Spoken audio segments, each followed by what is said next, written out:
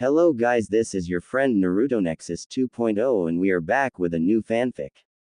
Which is what if Naruto became the new Demon King during the Chunin exams? Part 1. And if you enjoy this fanfic then please press the like button and subscribe to my channel for more fanfic like this. And now let's start the fanfic. When Uzumaki Naruto had been told that he and his team would be entering the Chunin exams, a prestigious tournament-style exam that promoted a village's genin and offered a chance at promotion by his sensei, Hitaki Kakashi, he had been expecting to fight strong opponents and overpower them with the sheer amount of awesome he possessed. He would beat the crap out of every team that came his way, he would kick, take names and get promoted. Then Sakura-chan would realize that Sasuke Tem was nothing more than a loser with a big clan name and fall in love with him, and soon after that the old man would name him Hokage. Yes, those were the thoughts going through the head of one Uzumaki Naruto when he had first learned he would be in the Chunin exams. What he got instead was a fight with some freaky kunoichi from Kusagaku village hidden in the grass, who was not only ridiculously strong, but also had her disgusting tongue wrapped around his neck. Oi, let me go of me, you fucking hag. Let go or I'll rip that damn tongue out of your mouth and shove it up your.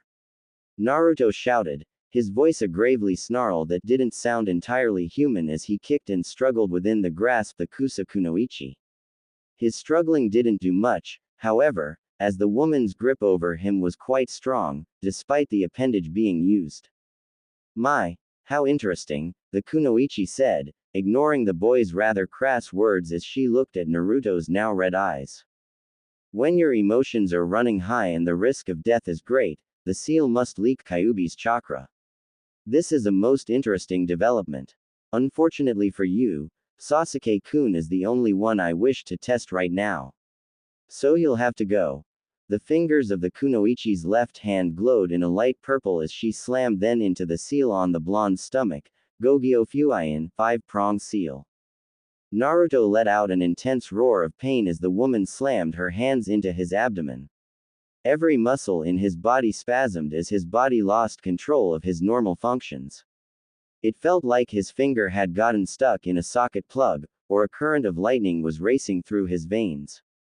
The soon became so intense that his eyes rolled into the back of his head and his body slumped in the kunoichi's grasp. Now that that's over with, the kunoichi tossed Naruto away, not caring if he fell to his death. The blonde was lucky Sakura decided to do something useful for once and managed to pin him to a tree with a well-placed kunai. The Kusa kunoichi turned her attention back to Sasuke, who was still quivering in fear. Now my dear Sasuke-kun, show me how strong you are. Birth of the new Demon King. Naruto gave a soft groan as he opened his eyes, blinking a few times as he sat up. Great. Naruto groaned as he looked around the dank and darkened hallway. It wasn't hard to recognize where he was, if the craggy and cracked walls didn't give it away, then the knee-deep water soaking the floor would. Looks like I'm in a sewer of some kind. How the hell did I get here? He frowned as he looked around. This place looked nothing like the sewers of Konoha, and he had traveled those sewers many times to escape the occasional drunk who wanted revenge against the Kyuubi brat. The main difference he noticed were the pipes that were traveling along and through the walls and ceiling, they were glowing blue. He absently wondered what the hell was in those pipes to make them glow blue. His thoughts were derailed when his eyes saw that one lone pipe was red. Standing up, he began walking down the hall, following the red pipe, which was the only one that traveled down the hall. When he came out, he found himself standing in front of a gate, a very large gate, nearly 20 times his size and with fairly large steel bars. In the middle was a large piece of paper with the kanji for Fuiin, seal, on it. However, it was, surprisingly enough, not the gate that got his attention, but instead the two people that were standing near the gate. The first was a man with long whitish blonde hair that went down to his back in a strand of messy spikes. His clothes consisted of a yellow headband, a yellow obi sash, and white pants. He was not wearing any shirt, allowing Naruto to see that the man was fucking ripped, lean hard muscles compacted on his frame giving him a look that spoke of both immense and power and overwhelming speed. His face twisted into a smirk as he saw Naruto. The second figure was that of a young teenage girl maybe 4 years older than Naruto, kneeling before this man in a bow of submission just behind the cage. She had long red hair with streaks of gold that were highlighted in it. Her long locks went into 9 ornate braids that reached her lower back. 2 bangs framed a face that was beyond perfect, a slight mixture between oval and heart-shaped. Her face had a regal beauty about it, with higher than average cheekbones that still managed to retain a soft look, a small button nose and cupid bow, lips which were a rich red color. Naruto felt it would be very easy to mistake her as some kind of Hime princess, or at the very least a rich noble. Her skin was a pale porcelain color, giving her a delicate and smooth as silk look. She was wearing a red kimono that went down to her feet, with 2 slits running down the sides, and a V-neck cut in front, showing a little of her generous assets. She had an hourglass figure that civilian girls could only dream of, and even the most active kunoichi would kill for. All in all, she was very beautiful. In fact, Naruto had never met anyone prettier than this girl, and considering he had met the likes of Kurenai and Anko, that was saying something. However, the most notable features on the girl were the 9 fox tails laying limply behind her. The man prodded the woman who was kneeling and turned her attention towards the blonde. Naruto saw the woman's eyes were a deep and intoxicating color of red with black slits running down the middle. He also took note of the shame that was currently written all over her face. Absently, he wondered just how he could read her face so well, but didn't dwell on the thought for long. As Naruto walked up to them, the man grinned. "I'm pleased to see you, Gaki. I had been hoping we would meet soon. But that damn seal kept getting in the way." At the word seal, Naruto stopped walking. He looked at the man for several seconds, before turning his gaze onto the woman. He looked back at the cage, specifically the seal, before things managed to click together for him. "You're the Kyuubi, aren't you?" Naruto asked, turning his eyes back towards the woman. He did not know how he knew this, well, aside from the 9 tails giving her away. However, Naruto would have normally not noticed those details right away, despite how glaringly obvious they were. Yet even as he wondered over his new sense of observation, he could feel that something inside of him was different than the few moments before he had come to wherever he was. It felt like he was undergoing some odd change that was beginning to affect him. It was as if a door had opened in his mind and allowed him to think more clearly. He didn't know what it was, or why it was happening, but he was too grateful at being able to actually think in a more logical manner to care. Hi, the woman said, her voice cracking with raw emotion. Naruto frowned at the tone of voice, even as the woman continued speaking. "I am so sorry for what I have done to you, Naruto-sama." Naruto raised an eyebrow at the honorific, but did not comment on that. Instead, he chose to comment on his most recent observations of her character. "You don't seem to be some kind of demon of mass destruction like I had been told. That is because she was not quite herself when she attacked your village," Raizen interrupted, bringing Naruto's attention from the woman to him. Seeing that he now held the boy's attention, the powerfully built man continued, "She was manipulated into attacking Konoha." Naruto frowned for a moment, not quite sure what to make of this knowledge. Contrary to popular belief, he was not as stupid as he looked. Ignorant, yes. Naive, definitely. Slow, maybe. But not stupid. If he had been, then Naruto never would have survived past his 4th birthday. His problem had always been his notoriously short attention span, which was due to the nearly unlimited amount of energy he possessed. That overabundance of energy made it hard for him to concentrate on any one thing that he found interesting for too long. However, even with his newfound ability to think, he did not know what to make of the knowledge that had just been presented to him. In the end, he decided to put what he had heard on hold for a moment so he could deal with something less troublesome than the possibility that Kyuubi may not be a raging beast of hate and destruction. With that thought in mind, Naruto turned his complete attention on the male of the duo, and in a blunt manner said, "And who the hell are you?" "My name is Ryzen," the man said with a smirk.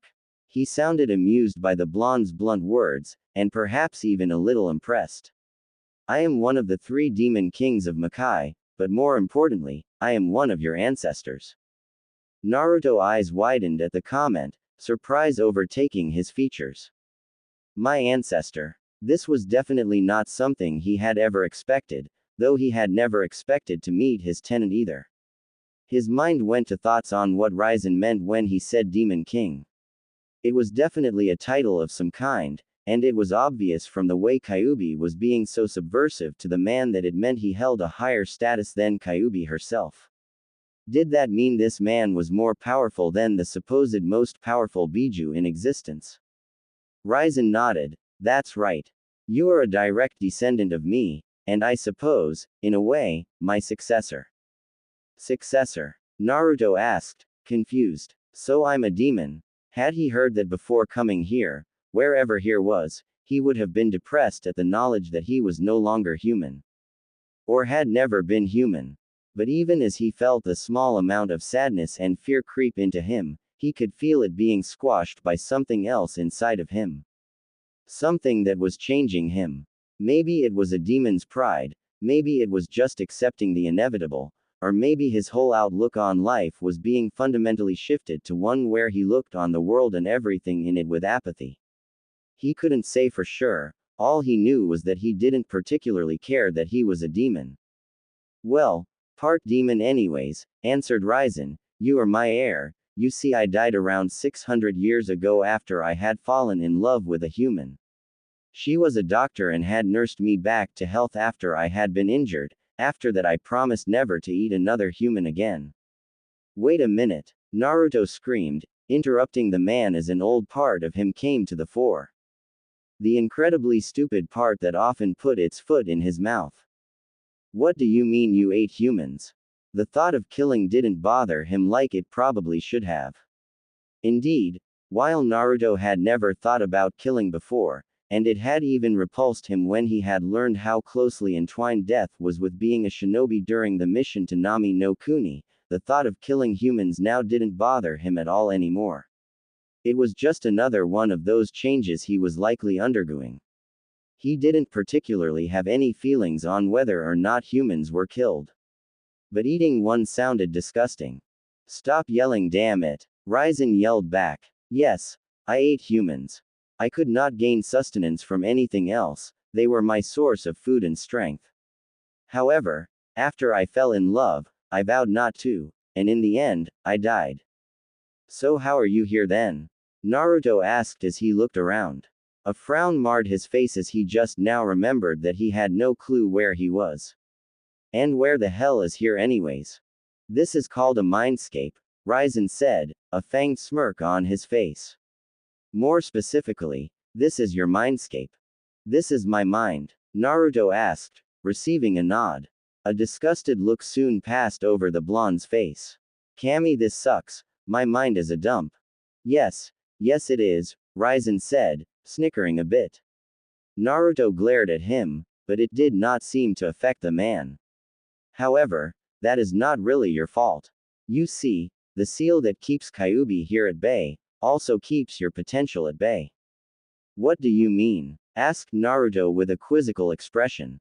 "I doubt he meant to, but when your father sealed the Kyuubi inside of you." "My father?" Naruto shouted again, his eyes narrowing. "You mean to tell me my father is the reason I'm hated?" "Didn't I tell you to shut up?" Ryzen yelled, unleashing his power on the blonde, making Naruto tremble and fall to his knees, gasping for breath. "Yes, your father is the one who sealed Kyuubi inside of you, he did not have much choice. It was either that or allow you and your village to be burned to the ground. Now don't interrupt me again or you will regret it." Naruto gulped and quickly nodded. This man's power was on a scale of its own. The blonde couldn't help but feel like he was in the presence of Kami. That was how powerful the man was. He had no desire to test this, Ryzen's, patience. He vowed to keep his mouth shut until this Ryzen finished speaking. "Good," Ryzen said, letting up on his pressure and allowing Naruto to stand, albeit shakily. Now, as I was saying, your father, who was also my descendant, was forced to seal Kyuubi into you.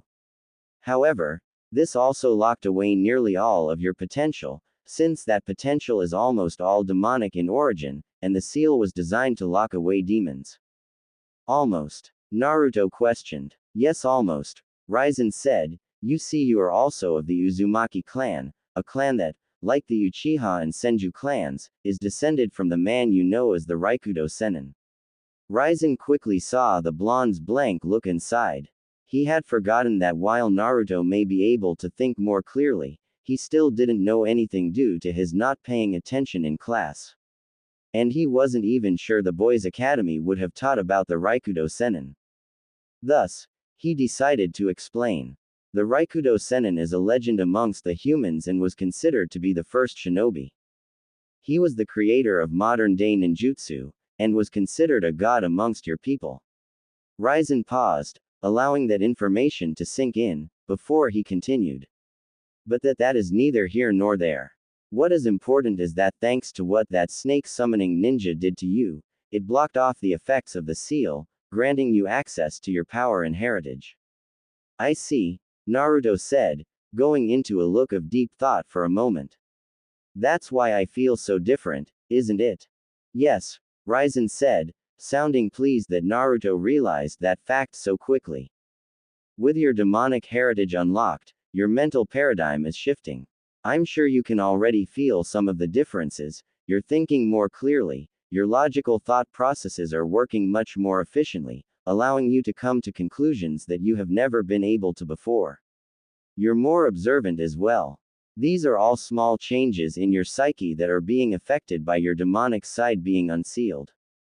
Naruto nodded his head, before getting to something he had wanted to know since showing up in his mind. That still doesn't explain why you are here. Isn't that obvious? Raizen asked rhetorically. I was summoned here to help bring out your full potential. Naruto blinked a few times, and how are you going to do that?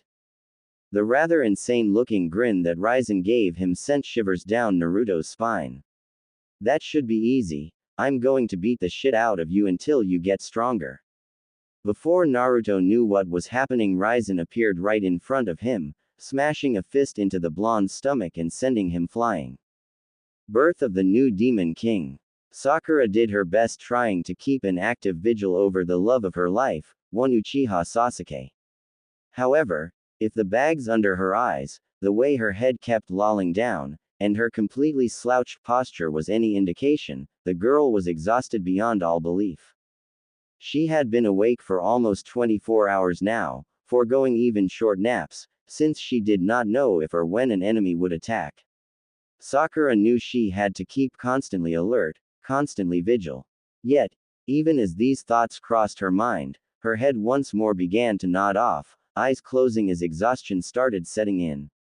Crack. It snapped back up when she heard the sound of a twig snapping. Her eyes now wide, Sakura's head swiveled around to see a squirrel running towards her. She gave a sigh of relief when she realized it was not an enemy, however, her eyes widened again when she saw where it was running. In an act of desperation, she threw a kunai at it. Luckily for the squirrel, it hit the ground right in front of it, causing the creature to squeak and run off. She let out a relieved breath as she watched the small forest critter scurry away, then turned back to watch her teammates. Once more, Sakura attempted to keep her silent vigil. She had no clue how long she sat there, staring at her teammates and occasionally looking around at the surrounding forest, but soon enough, her head began to nod and her eyes began to close. That was when she heard a chuckle coming from in front of her. Looking up, it was to see the 3 Odo genin that had attacked Kabuto before the first exam. The boy on the far left had spiky, dark hair and dark eyes. A large beige t-shirt covered his upper body with the word, death, inscribed upon it in kanji on the front. He also had a pair of snake-patterned pants, 2 black strips fastening his shirt to him around the shoulder areas, black sandals, a snake-patterned scarf around his neck, and a headband secured tightly around his head. The guy in the middle, Though he was slouched over, it was hard to tell just how tall he was due to this fact, but Sakura figured he'd at least be as tall as the other male in the group. He had bandages covering most of his face with the exception of the area around his left eye, had a large poncho with incredibly long sleeves, a snake-patterned scarf around his neck, and a straw raincoat protruding from his back where the scarf went around. The final member of their team was a girl, who had dark-colored eyes and extremely long black hair nearly reaching the ground, and was tied at the end by a violet ribbon. She was fair-looking, with a green vest similar to a flak jacket covering her upper body, a snake-patterned scarf adorned around her neck, a pair of pants of the same color, and sandals. All of them had a cocky-looking smirk on their faces, well, the two whose faces could be seen. She could not tell if the one with his head wrapped in bandages did or not but figured it was safe to assume he did. "Looks like you've been up all night," came the smug voice from slouched man in the middle. "Now if you don't mind, why don't you wake up the Uchiha? We're here to fight him." It was clear this man was the spokesperson and leader of the group. While he was talking, the other two just leered at the Pinkett.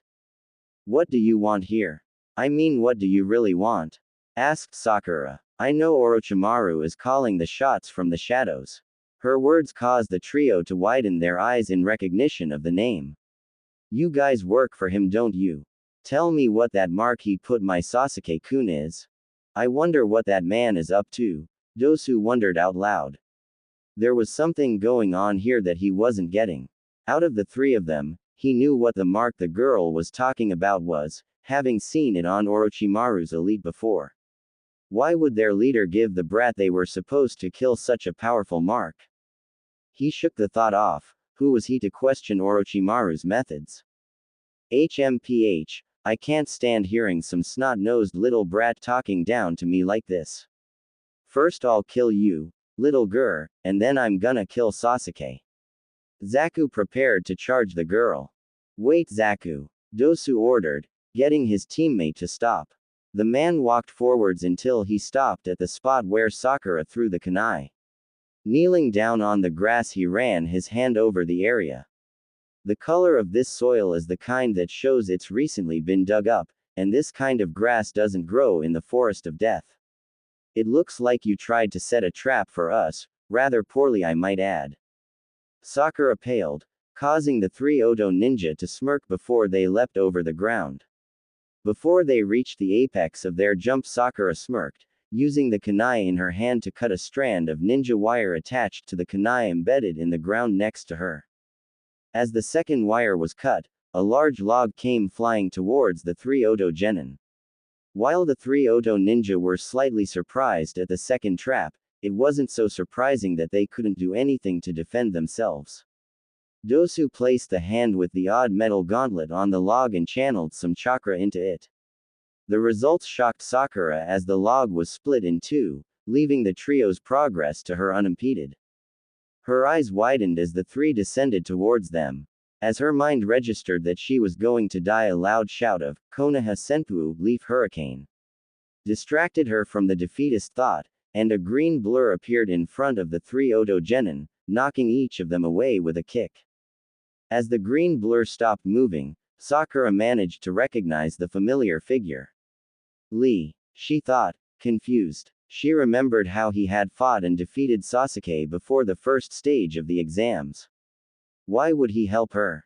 "Who the hell are you?" Zaku shouted as he stood up and rubbed his sore cheek. "I am Konoha's beautiful green beast, Rock Lee," proclaimed the bowl-cut, spandex-wearing genin. "Lee, what are you doing here?" asked a bewildered Sakura. The boy looked back at her and grinned. "I will always appear whenever you are in danger, Sakura-san." He reached over towards his shoulder and gently grabbed the squirrel sitting on it, before setting the woodland creature on the ground. "It's all thanks to you, little guy." Sakura gave the boy a smile. She may not like him, but at least he was doing something to protect her. "Thank you, Lee." Lee gave her a thumbs up before turning to the Odo genin. "I said it once before, I'll protect you, till the day I die." Dosu eyed the green-clad genin wearily. He knew better than to judge the boy because of his terrible fashion sense. That speed he had shown proved he was good. No matter how good he is, he's no match for all three of us, Dosu thought as he began to advance towards Lee. Darting forward, Dosu uncovered the odd gauntlet he was wearing, rearing his fist back to strike at the genin. Much to his shock, said boy waited until he was halfway there before slamming his hands into the ground and pulling out a large chunk of rock and dirt. Dosu's arm hit the rocks, causing it to explode. While I have not seen you fight, I remember seeing you use that strange gauntlet against Kabuto-san, Lee stated calmly. Because I don't know what it does, logic dictates that I shouldn't let you hit me with it. Dosu narrowed his one good eye as he landed on the ground before rushing back towards the Konoha genin. Lee waited for his opponent to calmly, and when Dosu was in range struck out with a right-left combination. The right fist was blocked, but the left happened too fast for Dosu to see it until it was too late. Dosu stumbled back and was then kicked in the ribs and went flying back a ways. Grunting, he got back up and was forced to jump out of the way when Lee sent a punch at him that was strong enough to make a crater when it hit the ground. Lee stood back up and faced Dosu, who came back at him. Dosu swung at Lee with the arm that did not have the gauntlet attached to it. Lee blocked the arm, grabbed onto his as he threw his opponent into a tree, leaving a small impression. Dosu narrowed his visible eye as he pushed himself out of the impression he was in before charging at Lee again. Realizing that straightforward tactics wouldn't work, he decided a little deception was in order. Coming in, Dosu made a feint with a high punch. When Lee moved to block him, he switched attacks and came in with a kick that caught Lee unawares. By the time Lee had recovered, Dosu was nowhere to be seen. A kick to the back of his head sent Lee stumbling forward before he felt a hand grip his leg and toss him into the air, then slam him into the ground. Lee got back to his feet and searched for Dosu. As he did, he felt a presence behind and saw Dosu coming in with his gauntlet-covered fist reared back. I am sorry, Guy-sensei, but I must use that jutsu, thought Lee as he unwound his bandages. As Dosu got within striking range, Lee disappeared from view before appearing below him and kicking the Oto genin in the chin, hard. As Dosu soared into the air, Lee appeared behind him, wrapping the mummified genin in his bandages.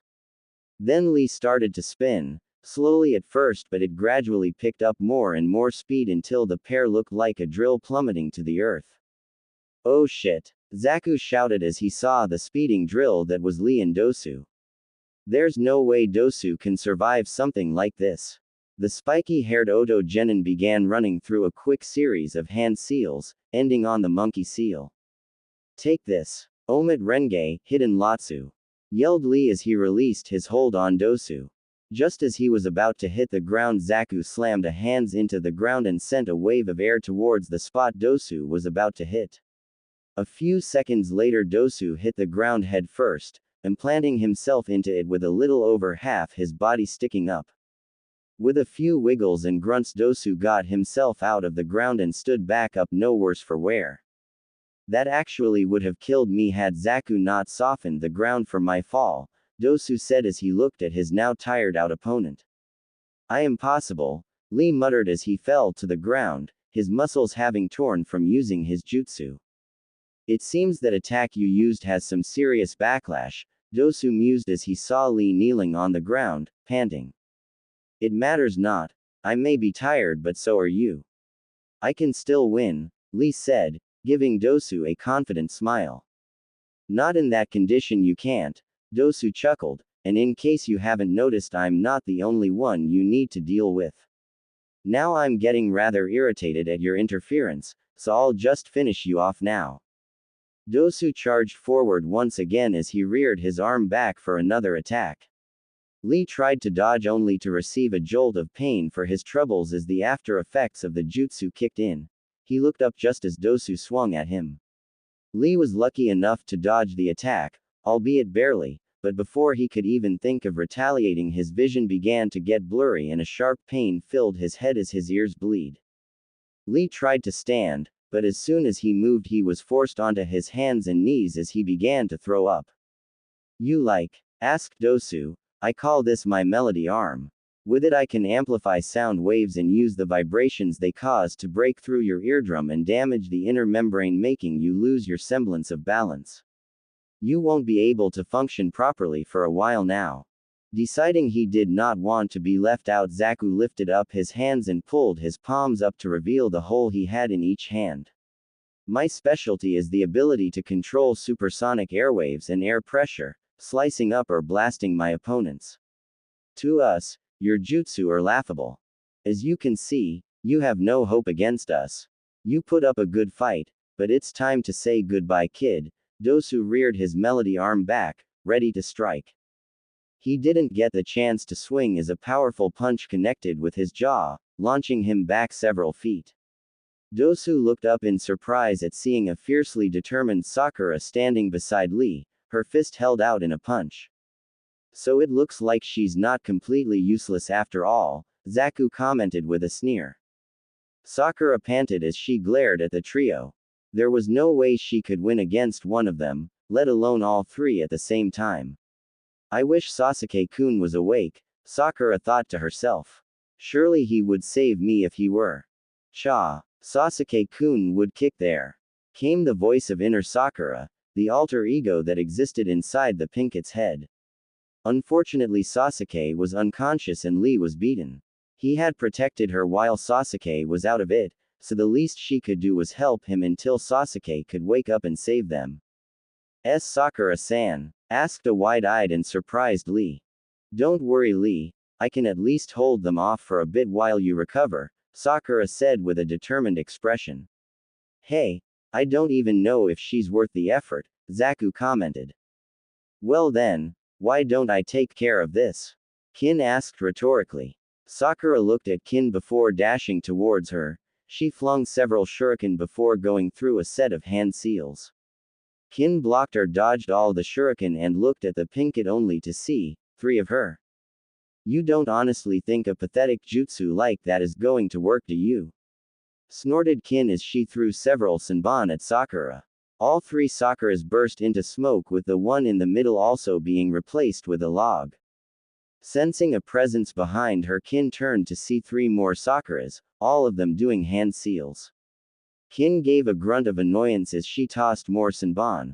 Once again, the 2 on either end disappeared in a puff of smoke while the middle one was replaced with a log. Kin spun around just as Sakura appeared behind her, blocking the punch the Pinket sent her before lashing out with her own fist. Sakura stumbled back, giving Kin the opportunity to knee the girl in the gut before kicking the back of her legs, forcing Sakura onto her knees. Then she grabbed Sakura by the hair, pulling on it as hard as she could, forcing Sakura to yelp in pain. Well, get a feel of this, it seems her hair is softer than mine, Kin's smirk turned into a disgusted sneer. If you have time to take such good care of your hair, you could have spent it better training. You're not even a real kunoichi, are you? Probably just a pathetic fangirl for the Uchiha boy over there. Hey Zaku, why don't we kill that Sasuke guy in front of this little bitch? Hey, it would be my pleasure, Zaku said as he made his way over to the shelter. Tears began leaking out of the corner of Sakura's eyes. Everything was going wrong. Sasuke was unconscious and about to be killed, and these people were going to force her to watch. These things weren't supposed to happen. Sasuke was supposed to wake up and save her, and then they would get married and she would have his babies. And now they were both going to die. Despite having nothing to do with her current predicament, she blamed Naruto for not being awake to help her protect Sasuke. A yank on her hair brought her head back up. Come on, pay attention. My teammate is going to kill your boyfriend, I wouldn't want you to miss it. Sakura's eyes widened. I can't let them kill Sasuke-kun. Sakura brought her kunai up, causing Kin to take notice. You don't seriously think you can get me like this, do you? Kin asked with a superior smirk. Don't be stupid, you're too weak to get me. Who said this was for you? Wah. Sakura slashed the kunai up behind her, cutting off her hair and surprising Kin. Standing up, the pink-haired girl reared her head back and smashed it into Kin's face, causing the girl to stumble back. Sakura then raced towards Zaku, who had taken notice, and began several hand seals. Zaku sent a blast of airwaves at her, but Sakura replaced herself with a log, reappearing on his left doing more hand seals. Gah, you're so annoying, Zaku shouted as he released more airwaves. However, Sakura once again replaced herself with a log, this time appearing above him. That stupid technique will only work so many times. He flung a kunai at her and then began searching around for where she would appear next. After a while, when she did not reappear, he blinked, then became surprised when he felt blood splatter onto his face. He looked up to see Sakura with a kunai in her forearm still descending on him. She jabbed her own kunai in his left forearm while biting onto his right hand. The two tumbled to the ground with Sakura on top and keeping Zaku from using his airwave attack. Gah, you bitch. Get off. He began to smash a fist onto her head attempting to get her off of him. You goddamn crazy bitch. Get off. Birth of the new Demon King. Ever since the start of these exams, things have been nothing but trouble for the members of Team 10. Their first problem had come from Choji, who, after several days within the forest, had begun to complain about the lack of food. Thus, Ino had been forced to bully Shikamaru into catching some fish. The second problem had come from the task itself, namely, they hadn't been able to get the other scroll they needed. It hadn't helped that the few teams they had run into had been way too strong for them, and the only time they had run into a single ninja, it just had to be last year's Rookie of the Year. And that was a guy Shikamaru wouldn't face on his best day. Needless to say, the whole thing was very troublesome. If that wasn't enough, and these exams hadn't already gone pear-shaped, the three of them had run into the most troublesome situation to date. Choji, Ino and Shikamaru had just been minding their own business, trying to find some weaklings they could get a scroll from, when they had stumbled on the scene and watched in horror as one of the people they knew from the academy was getting her face beaten in. What do you want to do, Ino? Asked Shikamaru, for once his voice not sounding lazy. It was troublesome, but much as he just wanted to watch the clouds or go to sleep, now was not the time. Ino bit her lip as she remained silent. She didn't know what to do. A part of her wanted to help her former friend. She could still remember how she first met Sakura. The pink kid had been getting picked on by Amy, a former classmate of theirs that had failed to graduate. She had helped chase them away, then discovered they had been making fun of Sakura for her large forehead. Ino could still remember the day she had given Sakura the red ribbon she had used to wear back at the academy, claiming that if she made a big deal of her forehead, then others would simply make more fun of her. They had been best friends up to that point, until Sasuke had come along. It had been 6 months into the academy when Sakura had given her back the ribbon she had given the pink kid as a sign of their friendship, claiming that they were rivals from now on for Sasuke's affection. To this day, she and Ino were still enemies. And yet at the same time. Ino, Shikamaru said, snapping the blonde from her funk. She looked over at her lazy teammate to see the serious expression on his face. She's your friend, isn't she? Didn't you two know each other really well in the academy? Ino looked at Shikamaru, before looking back at Sakura, who was still taking a beating. A determined expression came onto Ino's face as she stood up. Let's get out of here. Birth of the new Demon King. After bashing Sakura in the face several dozen more times, Zaku finally managed to pry the girl off. The girl had been pretty damn tenacious, hanging on like a pit bull once it got its hands, or teeth as they were, a bone. Zaku had lost count of the number of times he'd pounded his fist into the girl's head, but the last one finally managed to dislodge her. As Sakura was sent sprawling to the ground, he stood up, a scowl on his face as he glared down on her. Damn bitch. Zaku growled, anger and hatred permeating his voice. I'm gonna blow you away, you little cunt. The Oto Genin's hands were quick to come up, the blow holes within his appendages practically humming with chakra. He was just about to blow her to oblivion when Team 10 appeared, Shikamaru on the left, Ino in the middle, and Choji sitting on his hand on the right. It became clear that only Shikamaru and Ino had come willingly, because Shikamaru was holding onto Choji's scarf, having obviously dragged the larger boy with him.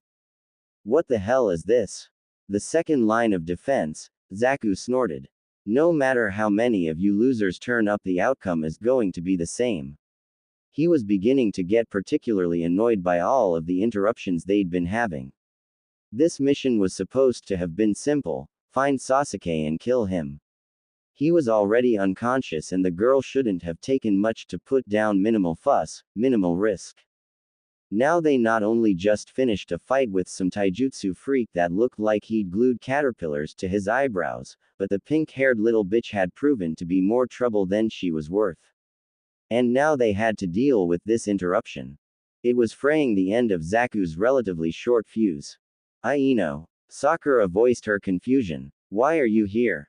TCH. Ino huffed, not bothering to look at the girl as a small smirk formed on her face. Didn't I tell you before? I'm not going to let you show me up, forehead. There's no way I'm going to let you show off for Sasuke-kun and leave me behind. They just keep swarming in, they're like bugs. Dosu mumbled, his single visible eye narrowing into a glare as he looked at the three new ninja now standing in the way of their mission. These foolish Konoha ninja will be sorry they ever decided to butt into business that doesn't concern them. What the hell are you two thinking? Choji hissed. These guys are too dangerous. Choji knew that out of all the teams theirs was likely the weakest. While Shikamaru had never outright said it, he knew enough about his lazy friend to read between the lines. All one had to do was look at the facts. They had the laziest jonin in Konoha, who preferred playing shogi to teaching. Shikamaru never trained, preferring to either watch the clouds or play shogi with Asuma. He himself was always eating while watching the clouds or watching Shikamaru play shogi. And Ino either only complained, fawned over Sasuke, or talked about how she would beat Sakura, which often involved Sasuke. It was made worse because each of them only knew one of their clan techniques. Shikamaru was too lazy to learn any more. Ino was too busy being a fangirl. And Choji was always too busy eating to learn. The facts were they had nothing over this team, if what they had seen so far was any indication. He was snapped out of his thoughts when Shikamaru spoke up. It's troublesome, but we have to do this. Now that Ino's shown herself, we men can't just run away. Sorry I got you two involved, Ino apologized. But we are a three-man team, we do everything together. Meh, whatever happens, happens, Shikamaru shrugged, we'll find a way to deal with this. But I don't wanna die yet. Whined Choji as he turned around and attempted to make a run for it. However, Shikamaru had latched onto Choji's scarf to keep him from leaving. Come on Shikamaru, let go of my scarf. Hehe, you can leave if you want, fatty, Zaku said, grinning darkly. Choji stopped moving completely. All thoughts of leaving disappeared when Zaku said those words. What did he just say? I couldn't hear him too well. I said you can go back into the forest and yourself. Fat. Zaku exclaimed. Oh no, now he's done it. Shikamaru muttered a quick curse of troublesome under his breath. That word is taboo for Choji. Choji did complete 180 turn around as steam began to pour out of his ears. I'm not fat, you stupid piece of shit. I'm big boned. And now I'm gonna squash you. Alright, now we're talking. Ino cheered, while Shikamaru muttered a quick, troublesome. Take it away Choji. With pleasure. Choji put his hand into a ram seal. Baika number jutsu, double weight jutsu. Right before the eyes of everyone present, Choji's body quickly expanded to nearly 3 times his size. Too many. He looked like a giant balloon. His limbs and head were pulled into his clothing, with chakra coming out of the holes, turning him into a giant ball. Nikuden Shensha, human boulder. Pudgy's rule. He cried out, somehow still perfectly clear despite being inside his close, before he began rolling towards Zaku faster than the Oto Genin expected. What the hell is this? Zaku held out his hands and sneered. It's just a rolling ball of fat. Zenkuaha, slicing airwaves. A blast of powerful airwaves was sent towards the rolling ball that was Choji. As the attack hit, the airwaves proceeded to slow the large ball down, but did not stop the technique in its entirety. Instead, the two attacks seemed to be in a stalemate, with the airwaves trying to stop the green ball from running Zaku over, and Choji continuing to try and press onwards, unaffected by the airwaves. Neither force seemed willing to back down, and it looked like the fight would become a battle of attrition. That all changed when Choji ascended into the air, moving out of the slipstream the airwaves created. What the? My airwaves were useless. Zaku shouted, his voice surprised and his eyes widening. It wasn't every day someone saw a ball of fat move like that. And I can't touch that thing or it will rip my arms off, then I'll be crushed. Seeing the predicament his teammate was in, Dosu began to run towards Zaku. Before he could get even 5 feet he found himself frozen. Out of the corner of his eyes he noticed his shadow was attached to Shikamaru who was holding up a hand seal. Kage main no jutsu, shadow possession jutsu, success. The shadow using Genin muttered, a bored yet victorious look on his face. My body, I can't move. Dosu found that even talking was requiring some effort. This must be some kind of paralysis jutsu. Choji slammed into the ground, forcing Zaku to jump away lest he be crushed. While the Oto ninja may have gotten away clean, the landscape around where Choji slammed into the earth formed into a large crater that was several inches larger than the Akamaiki himself. Shikamaru put his hands on his head with the fingertips touching his head, forming an M and forcing Dosu to do the same. Dosu, what are you doing? Kin shouted as she saw Dosu moving into weird poses. Ino, now it's just the girl we need to take care of. Shikamaru shouted as he used his hands to make a pair of ears on his head, forcing Dosu to do the same. Got it, Shikamaru. Ino made a triangle hand seal, aiming it at the only female Oto ninja. Take care of my body. Ninpu. Shintenshin no Jutsu, ninja art. Body possession jutsu. Before Kin could do anything, the jutsu hit and the dark-haired girl's eyes seemed to glaze over. Ino's body swayed a bit before Shikamaru caught her, while Dosu made the same pose but caught no one. It's over now. The now-possessed Kin shouted as she pulled out a kunai. If you guys move an inch I'll slit this girl's throat. When I can't sense your chakra anymore I'll let her go. If you don't want it to end here I suggest you leave your scroll and get out of here. Both Dosu and Zaku just looked at her, confusing the Konoha ninja. However, when a smirk formed on Zaku's face, Ino began to get a terrible feeling in the pit of her stomach. Choji, she shouted, just as Zaku held up a hand towards her and sent a powerful airwave at the girl. Choji managed to get there in time, but due to the position of his body and the fact that he was spinning perpendicular to the attack, he was unable to fully block off the effects of the jutsu. In the end, while the attack may not have hit his teammate, Choji ended up smacking into Ino, sending her flying while he smashed against the ground several feet away, too dizzy to be of much use. The possessed girl hit the tree behind her, making her yelp in pain and cough up blood. Because of the effects of the jutsu, blood also started coming out of Ino's mouth. Ino, Shikamaru yelled in worry. These guys, they don't even care if they hurt their comrade, Ino said from Kin's body as she lay on the ground. Hey, I think you guys are confused about us, Zaku said darkly. Our goals are not the stupid scrolls nor to safely complete this exam, Dosu said, his eyes holding a dark quality that made him look slightly insane. We're simply here to kill Sasuke. The genin who had not known that felt their eyes widen in surprise. None of them could understand what was going on. Why were these people after Sasuke?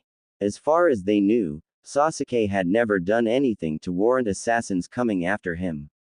So why were these people so adamant on killing him? Damn it. This jutsu's gonna end soon. Shikamaru grit his teeth in frustration at the troublesome situation he found himself in. It looks like that girl's jutsu allows her spirit to enter the body of another. Dosu smirked under his bandages, However, if her bleeding is any indication, she receives any damage done to the body she enters. That means that killing Kin will also kill that girl. Oh man, this is bad. Shikamaru was sweating up a storm as he realized how terrible of a position they were in. Not only were these Oto ninja stronger than they were, but they had now lost the element of surprise. The mummy-looking genin had already figured out his and Ino's jutsu, and Choji's jutsu were straightforward taijutsu attacks. No need for analysis there.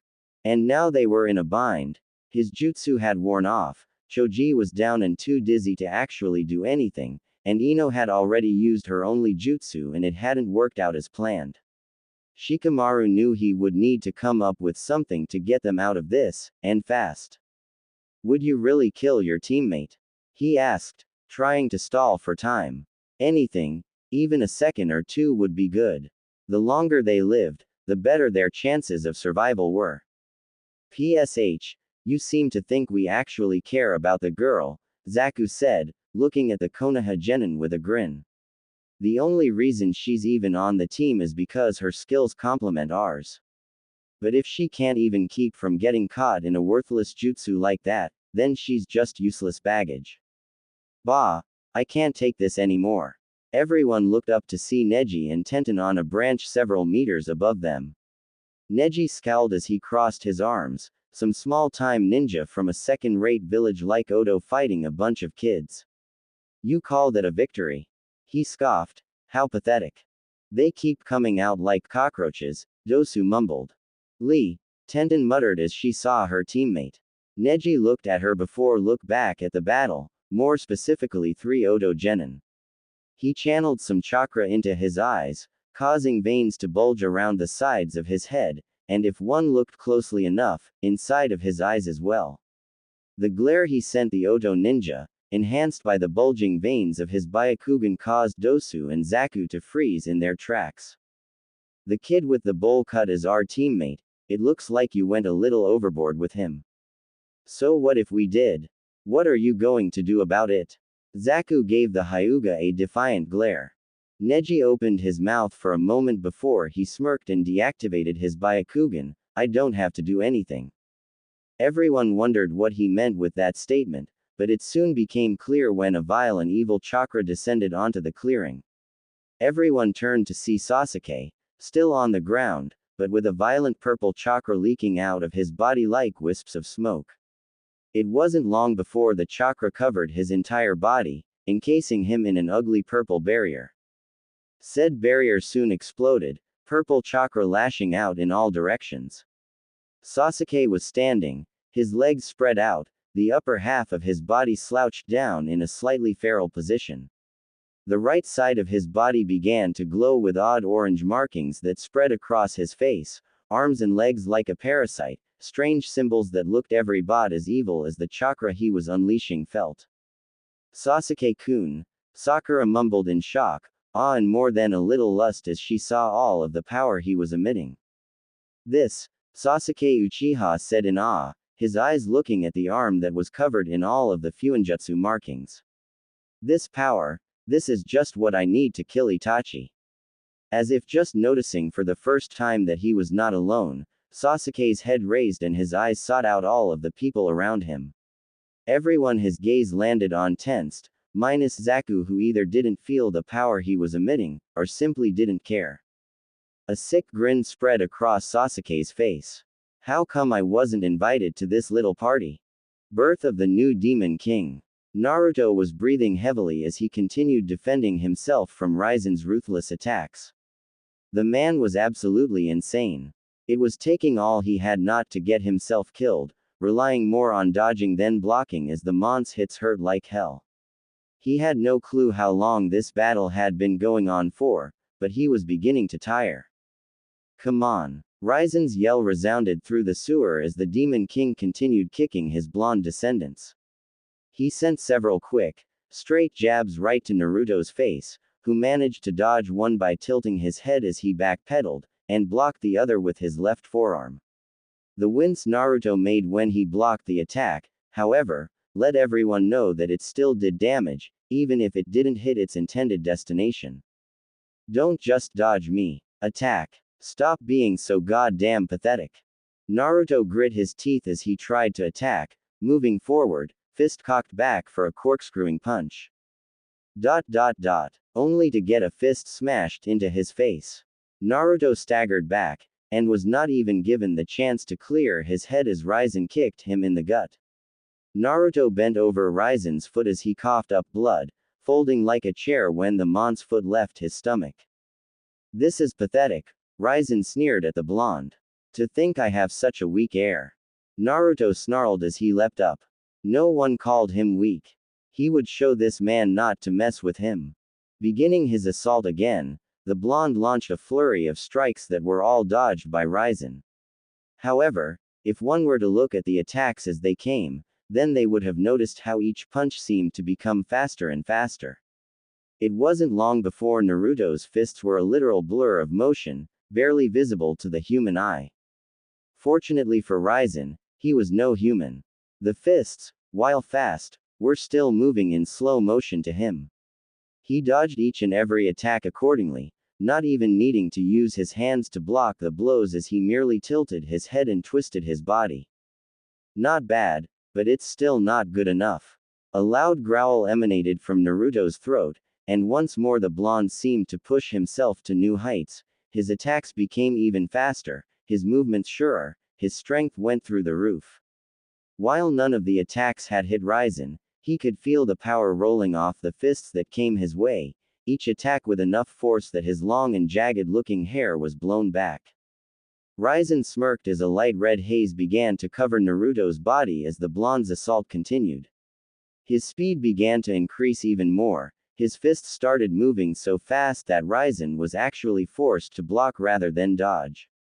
As more and more power began emanating from the blonde, his speed and strength reached an unprecedented level. Excellent, Raizen said with a grin as he felt the strength of Naruto's hits, no longer able to dodge and thus relegated to blocking.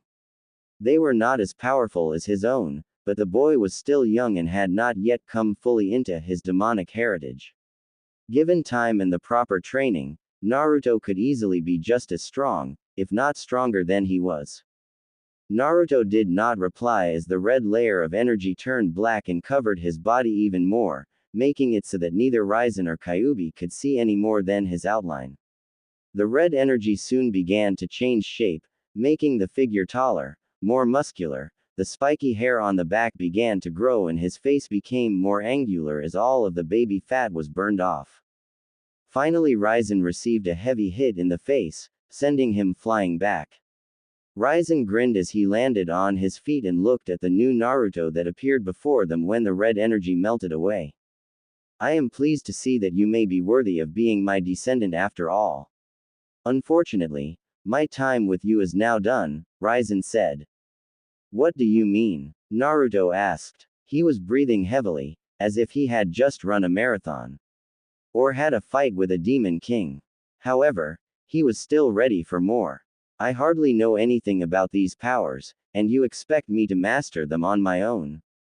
Not on your own, Raizen shook his head. Kyuubi will be here to help you, just bind her to you, it should not be too difficult.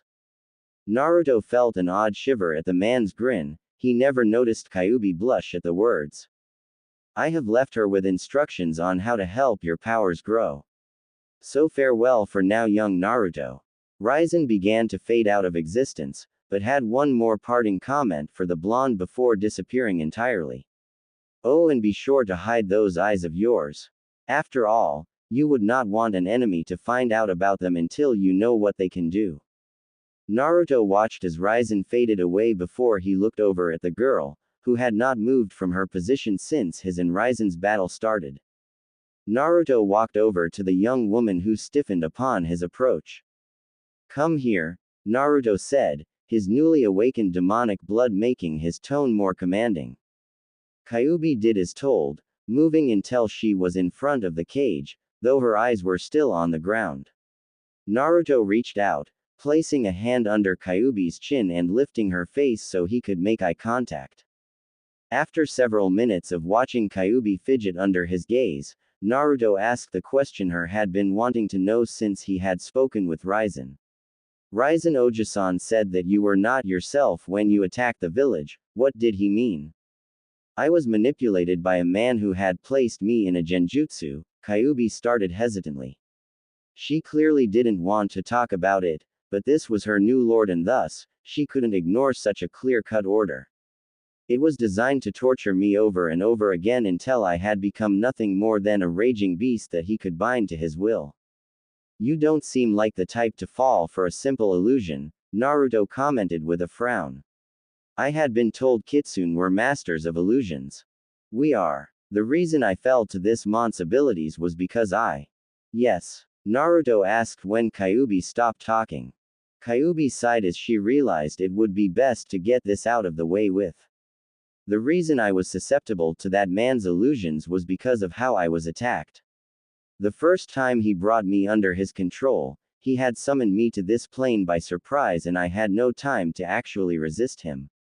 The second time he managed to control me was because at the time I had been trying to escape from your mother. My what? Asked Naruto in a whisper, as if he had not been sure he heard the fox woman correctly. Your mother, Naruto-sama, Kyubi said, looking away, clearly uncomfortable. It's obvious you don't know, but you are not my first Jinchuriki. I have had two before you. The first was Uzumaki Mito, the wife of the Shadaime Hokage who sealed me within herself during the first time I had been controlled. My second host was Uzumaki Kushina, your mother. I see. Naruto closed his eyes as he processed that information. It was hard to believe, but her words made sense. From what he had heard, the Kyubi appeared out of nowhere, and without warning as it began attacking the unprepared village of Konoha.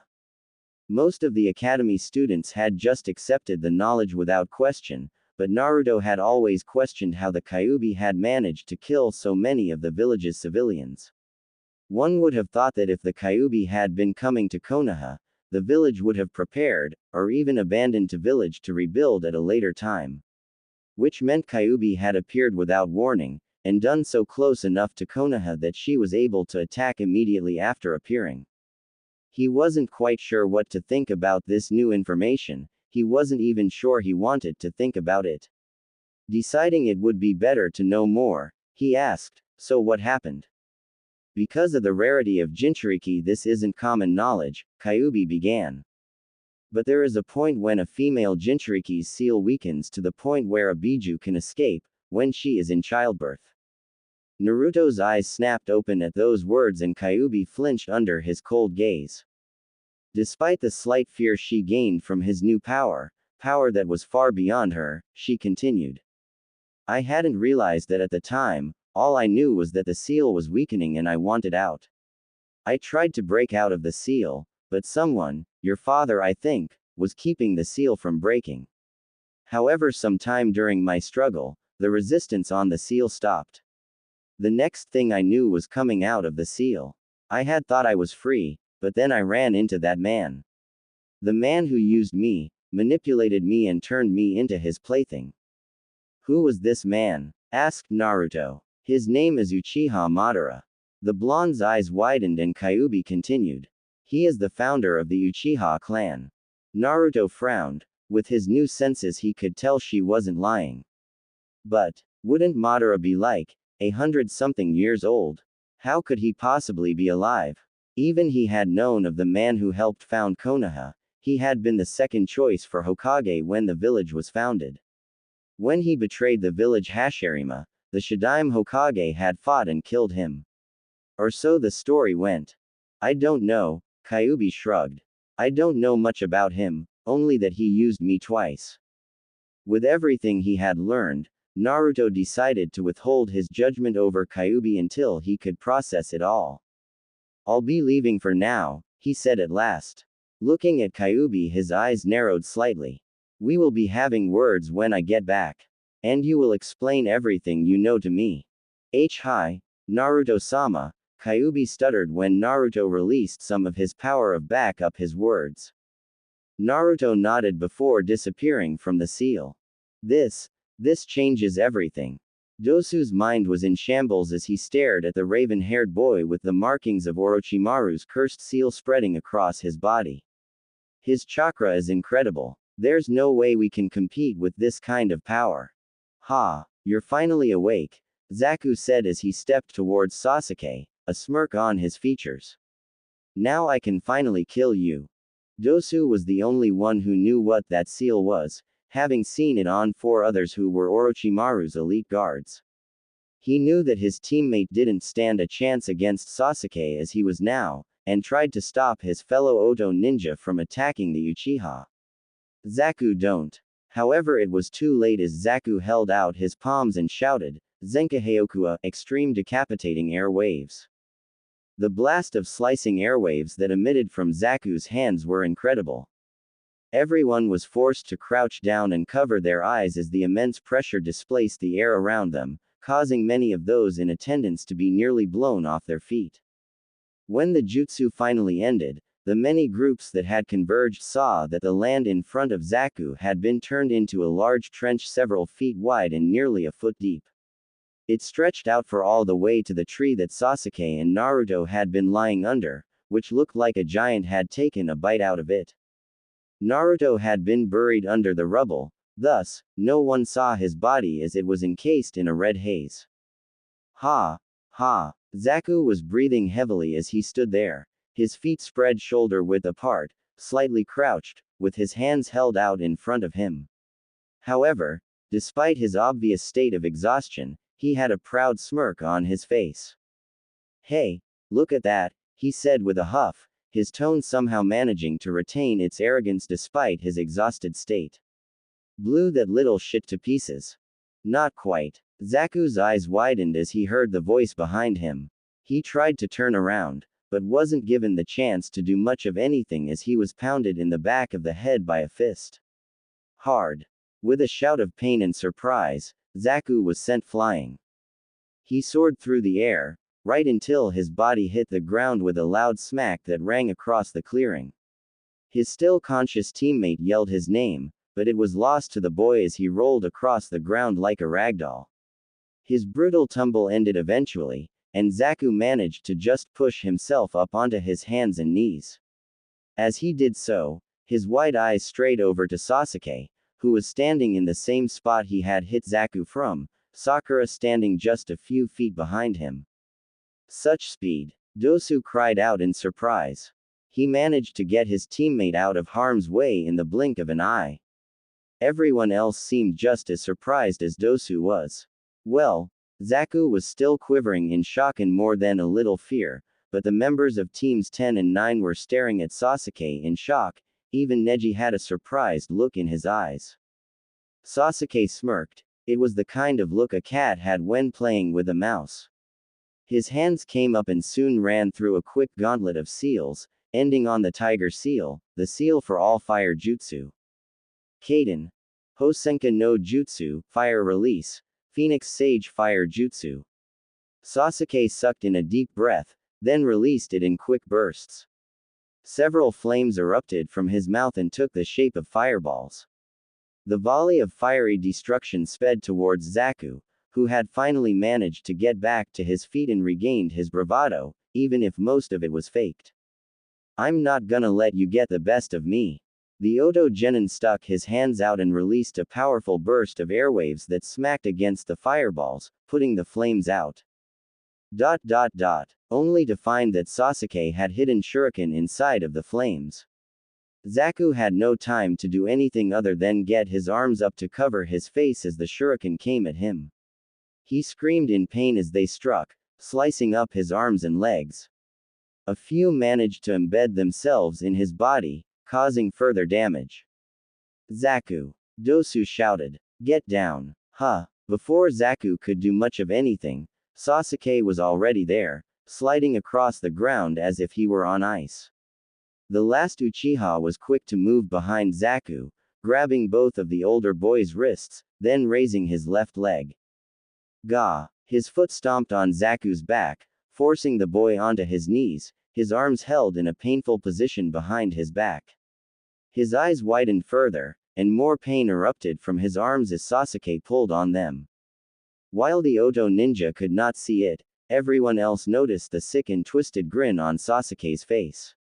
Clearly, He was enjoying himself. You seem to be very proud of these arms of yours, Sasuke said, grinning as he toyed with the boy. He couldn't see it, but just knowing that Zaku's eyes were wide in a mixture of shock, pain and fear caused a shiver of pleasure to go down Sasuke's spine. You must be very attached to them. Zaku just barely managed to turn his head when he felt the foot on his back begin putting more pressure on him. His eyes widened in horror. He screamed, "What are you doing? No. Stop. Crack. The sound of Zaku's arms breaking like a couple of twigs rang throughout the forest. Everyone there watched in horror as the Oto ninja's arms were bent in a way that defied human anatomy. The arms were now mangled and twisted in such a way that it would be a miracle to get them fixed without a medical ninja, or some very painful manual repositioning. Zaku, his senses overloaded with pain and his mind unable to fully comprehend what was happening, ended up passing out. His eyes rolled into the back of his head, and as Sasuke let go of his arms, he fell down to the ground with a dull thud. With the one arrogant enough to actually challenge him now beaten, Sasuke looked up at the others in the clearing. Everyone cringed at the insane gleam in his eyes, everyone except Sakura, who had hearts in her eyes as she thought of how cool her Sasuke-kun was. Even Ino, who had been just as rabid a fangirl as Sakura, couldn't help but flinch at the bloodlust and evil intent radiating off of raven-haired genin. However, Sasuke ignored them. They were just pests to be dealt with at a later time as far as he was concerned. Now who's next? Sasuke said as he advanced on Dosu, who began backing away in fright. The Uchiha noticed this and grinned. Scared? That's too bad. I was hoping you would provide more entertainment than that other one, but it looks like I'm not going to get even that. However, before Sasuke could get to Dosu, another powerful chakra came crashing down on the clearing, this one so potent that everyone, even Sasuke, was forced to their knees as they struggled to breathe. No one could pinpoint the source of this power, mainly because no one could actually lift their heads to look. Only Negi would have been capable of seeing where the source was coming from due to his Byakugan, and he had been forced to turn it off, lest the chakra saturating the area blind him. Underneath the rubble from the tree where Naruto had lain, the red cocoon that had surrounded him exploded. The debris from the tree flew everywhere as a bright red light flashed across the clearing. Everyone was forced to close their eyes as a red light came over them. When it was over, they turned their attention to the tree where the light had come from, and were shocked to see a person standing there. He stood at about a height of about 167 centimeters, making him a little over a head taller than Sasuke. He was not wearing a shirt, allowing everyone to see the rock-hard and compact muscles that ran along his chest, abs and arms. Streamlined, that was the closest word any of the people there could think of for his body type. He wasn't big, nor did his muscles bulge like what people would see from a bodybuilder or a pro wrestler. However, he was ripped, his muscles were defined and cut in a way that made them look as if they had been chiseled from stone. Even the most minuscule of movements caused them to twitch and flex. His pants, which were straining against the man's muscles, were a bright and obnoxious orange that very few people would be caught dead wearing. They were also familiar, though no one there seemed capable of making the connection as they were still trying to make their brains work again. He had on blue shinobi sandals and a Konoha headband wrapped around his head, keeping his waist-long mane of spiky golden blonde hair out of his face, allowing them to see a pair of deep blue eyes. His face was lean, masculine, with a well-defined jawline. The only oddity to his features, which really did nothing to detract from his image, were the small pair of fang-like canines jutting from his upper lip. Had the situation not been so serious, both Ino, and quite possibly even Tenten, would have likely creamed themselves from just looking at the man's face and body. He had the kind of looks that seemed almost divine, like someone had seen God and decided to chisel out his features in stone. Any woman that saw him would claim the man embodied perfection. The blonde man walked out of the large hole he had made in the tree and looked around, eyeing each of the people there. I wonder what the hell is going on here. The man questioned in a deep voice, though it was clear the man was talking to himself. He did not seem particularly concerned about the situation he was in. If anything, he seemed amused. Sasuke looked at the man who was radiating power like beacon with jealousy. This man's power was even stronger than the one he was using. That power should be his. Who the hell are you? Sasuke demanded to know, his Sharingan eyes glaring at the man. Combined with the cursed mark it made for an intimidating sight. The before him did not seem fazed in the slightest. Instead of cowering like most would have, he smirked.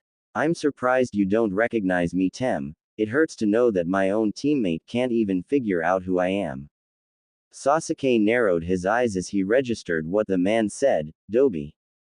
Everyone looked over at the blonde in shock when they heard Sasuke's words. There was no way this ripped and extremely powerful-looking man could be the dead last of their class. Could there? Naruto laughed and gave Sasuke a mocking clap. So I see you really do have a brain in that head of yours.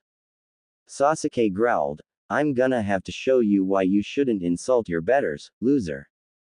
My betters, huh? Naruto said with a grin as he watched Sasuke get closer. To him, the boy was moving in slow motion. The blonde watched and waited, not even bothering to react until Sasuke was right next to him and preparing to send a punch his way. The young Uchiha didn't even know what hit him as Naruto's fist collided with his chest, the power behind the punch making it feel like his entire ribcage had caved in before he was sent flying. Everyone watched in absolute shock as Sasuke was sent sailing right into a tree, hitting the trunk hard enough to cause it to crack. Sasuke slid down the tree as his cursed seal receded, he was unconscious before he even hit the ground. Naruto ignored the shocked looks on everyone's face as he walked over to Dosu. Hand over the scroll now, or I'll finish what that little bitch of an Uchiha started, Naruto commanded. Dosu gulped as he grabbed his scroll, he knew better than to mess with someone who could defeat Sasuke with his cursed seal so easily. Here, will you let us go? Dosu asked as he tossed Naruto his scroll. Naruto caught the scroll and looked at it. Nodding with a satisfied look, he pocketed the scroll and gave Dosu a dismissive wave. Yeah, you can leave. Dosu held in a sigh of relief as he picked up Zaku and Kin, throwing one over his shoulder and the other in an underarm carry. Naruto waited until Dosu was out of sight, before turning around to face the Konoha genin. Yo, he said with a wave. Everyone looked at him, still stunned. Naruto? Shikamaru asked, his tone unsure. While he felt this was the best guess he had, mainly because of the kill me orange pants the man was wearing, it was still hard to believe that this man was the obnoxious loudmouth they had known at the academy. Shikamaru couldn't help but wonder what happened to the blonde. They had all seen him lying under the tree with Sasuke, and he had most definitely not looked like he did now. Which meant that something must have happened between those few seconds during the recent battle between Sasuke and the Oto ninja. But what? Shikamaru wondered. Unfortunately, even he couldn't come up with any explanation as to Naruto's extraordinary transformation. Naruto rolled his eyes. Who else would I be? The fucking Tooth Fairy.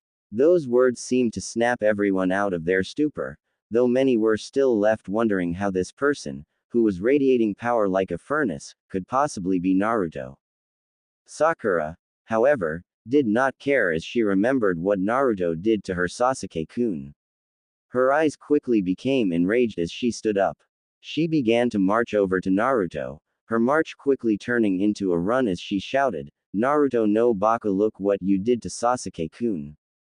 With her fist cocked back and ready to let loose all of her righteous anger on the blonde like she usually did. Naruto grit his teeth at the loud and ear-piercing screech the pink-haired banshee unleashed. Looking over at the girl, the blonde frowned as he saw her rush him with a fist cocked back to deliver her righteous fury. Not that he had any intention of letting her hit him anymore. He sidestepped her rather clumsy attack, chopping the back of her neck as she passed him to knock her out. As she fell face first to the ground, Naruto sighed and created two clones, one to carry Sakura and one to carry Sasuke. He looked over at teams 9 and 10. I suggest you guys get moving to the tower.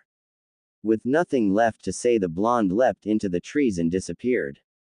Was that really Naruto? Asked Ino. Now that the danger had passed, she felt herself shiver and slump to the ground. Her face became flushed as her mind remembered just how attractive the blonde had become. That is, if that was really Naruto. When did he get so hot? It looks like it, Shikamaru muttered, a disgruntled look on his face. It was clear he was not pleased with this new development. He also had no trouble expressing this through more complaining. This is just great, now that blonde is going to be even more troublesome. Come on, we'd better head to the tower so we can get out of this troublesome forest. Birth of the new Demon King. Naruto grinned as he and his clones hopped through the trees at a speed that would put most ninja to shame. He felt great. Ever since he had woken up, Naruto felt like his body had been hooked up to a power coupling. His chakra, which had already been quite large, was now through the roof. The second chakra system, which he recognized as his Yukai, was a barely contained maelstrom of power, giving his namesake justice. He could feel it coursing through his body, rolling off him and giving him more energy than 1,000 ninja. He felt powerful, invincible. Absently, he twirled the new heaven scroll he had gotten from a group of unsuspecting AIM ninja that he had jumped around his fingers. It was amusing to see how pathetic some of the people entering this exam were. The 3 AIM ninja had been so busy trying to lay a trap for the clones he had sent after sensing them, that they had not even realized the real danger until he appeared within their midst. Now they were dead and he had their scroll. The blonde Uzumaki wasn't sure how long he had been in this forest, having been unconscious for some time during what he had decided to call his rebirth, since he felt it fit the description of his new changes. Currently, he and his clones were making their way towards the tower in the middle of the forest of death. He wanted to get there within the next hour. Naruto looked over to see Sakura starting to wake up. Her body was stirring and her eyelids were beginning to flutter. A frown marred the blonde's face. He didn't want to have to deal with the girl shrieking right now. Thankfully his clone noticed too and made sure her head hit on a tree branch so he would not have to listen to the pink-haired girl screaming. The blonde took a moment to wonder just what the hell his old self had been thinking when he thought he was in love with that girl. She was nothing more than an overly loud and abusive fangirl, one who used every opportunity she had to degrade and hit him. His thoughts on his former stupidity in liking a banshee like Sakura didn't last long, however, since he had far more important things to think about. Several minutes later Naruto found himself standing in front of one of the doors leading into the tower. After kicking the door open, Naruto walked in and looked around. The room was fairly large, with several red columns on either side acting as supports. The walls were a barren gray, with cracks and stains that showed just how old this tower really was. The tiles were white, and while the walls were in rough shape, the tiles looked almost brand new.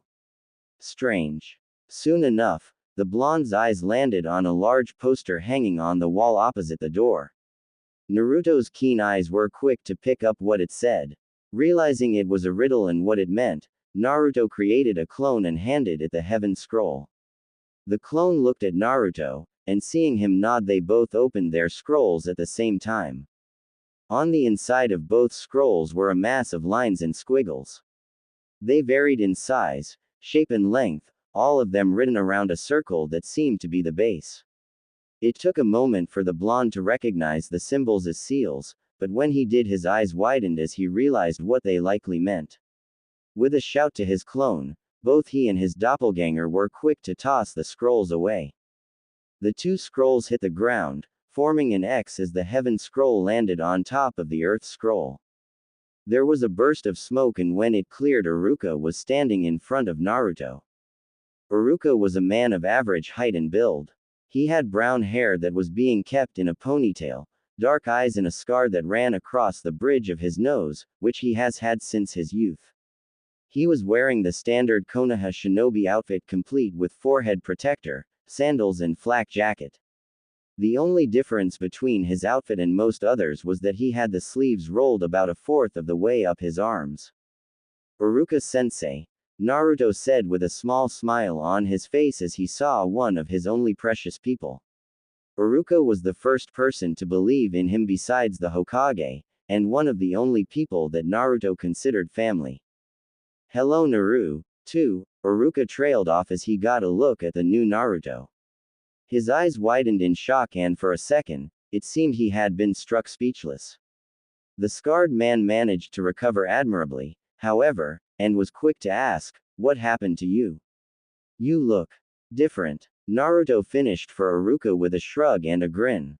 "Let's just say my bloodline awakened and leave it at that." "Bloodline?" Iruka asked in undisguised curiosity. "I didn't even know you had a bloodline." "Yeah, neither did I," Naruto said sardonically. At seeing Iruka's curious look he added, "I'll tell you about it later, sensei. Right now, I'm still trying to wrap my head around it."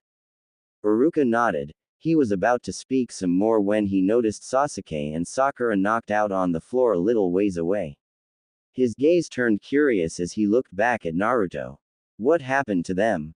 Naruto turned to look at his two teammates, then looked back at Iruka and shrugged. Sakura got knocked out during our fight with some Odo ninja, and Sasuke got knocked out when this weird lady who can summon snakes gave him a hickey. Both were the truth in a way. Sasuke had been knocked out after receiving that mark.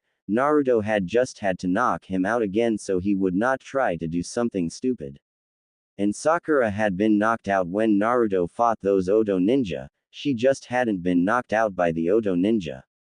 However, small details like that really didn't matter. Iruka paled as he heard the part about them fighting someone who could summon snakes. Only 2 people had that ability and one of them was an S-rank traitor. If he was in Konoha then it could only mean trouble. Anyway, you might want to get Sakura to the hospital, and Sasuke should see someone about that seal on his neck, Naruto said. Iruka nodded as he regained his composure. Of course, I'll get the medical ninja here. In the meantime, why don't you head over to room 232 and get some rest? You have 2 days until the second part of the exams end. Naruto nodded. Right. At that very moment Naruto's stomach made itself known with a loud gurgle. Naruto gained a sheepish expression on his face as he rubbed the back of his neck. Hehe, Iruka-sensei, do you know if there is a cafeteria here? He had not really had anything good to eat in a while and his demonic transformation took up a lot of energy. Iruka shook his head at Naruto's antics. However, he couldn't quite keep the smirk off his face. It was good to see that, awakened bloodline or no, Naruto hadn't really changed much. Yeah, it's down the hall, 3 doors on your left. Thanks, Naruto said as he ran into the hall to get something to eat. Who knew that having your entire body structure changed in order to hold enough power to equal the greatest demon to ever exist would cause such an appetite? Birth of the new Demon King. A now full Naruto stepped out of the shower and began drying off. The first thing he had done upon finishing his conversation with Iruka was head over to the cafeteria and scarf down as much food as humanly, or as that demonically, possible. He was glad no one else had been there at the time, with most teams still outside in the forest of death, and the few teams that had made it likely resting. Naruto didn't want any of the other squads to know about his transformation yet. Naruto walked over to the mirror near the sink, wiping away the steam on it so he could see his face. Or more specifically his eyes, both the iris and sclera were a deep blue.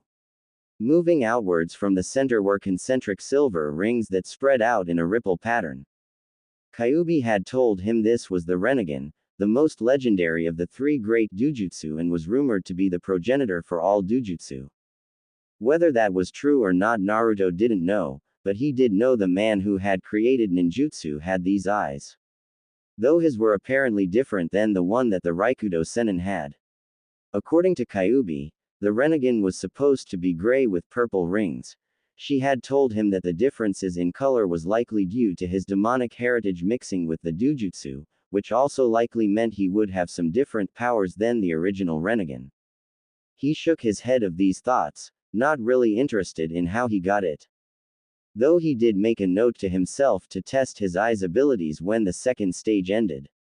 Walking out of the bathroom, Naruto entered the bedroom where he grabbed his boxers and pants and put them on.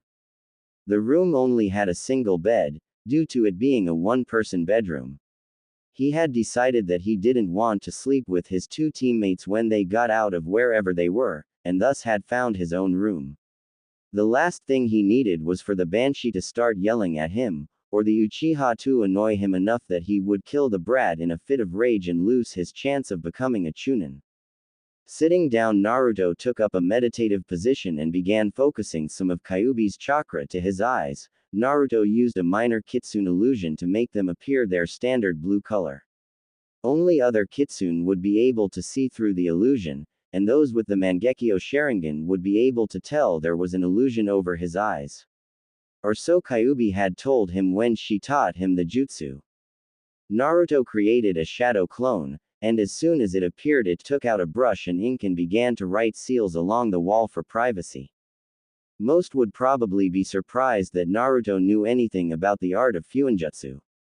However, ever since he learned Kyuubi was sealed inside of him, he felt it would be a good idea to learn them.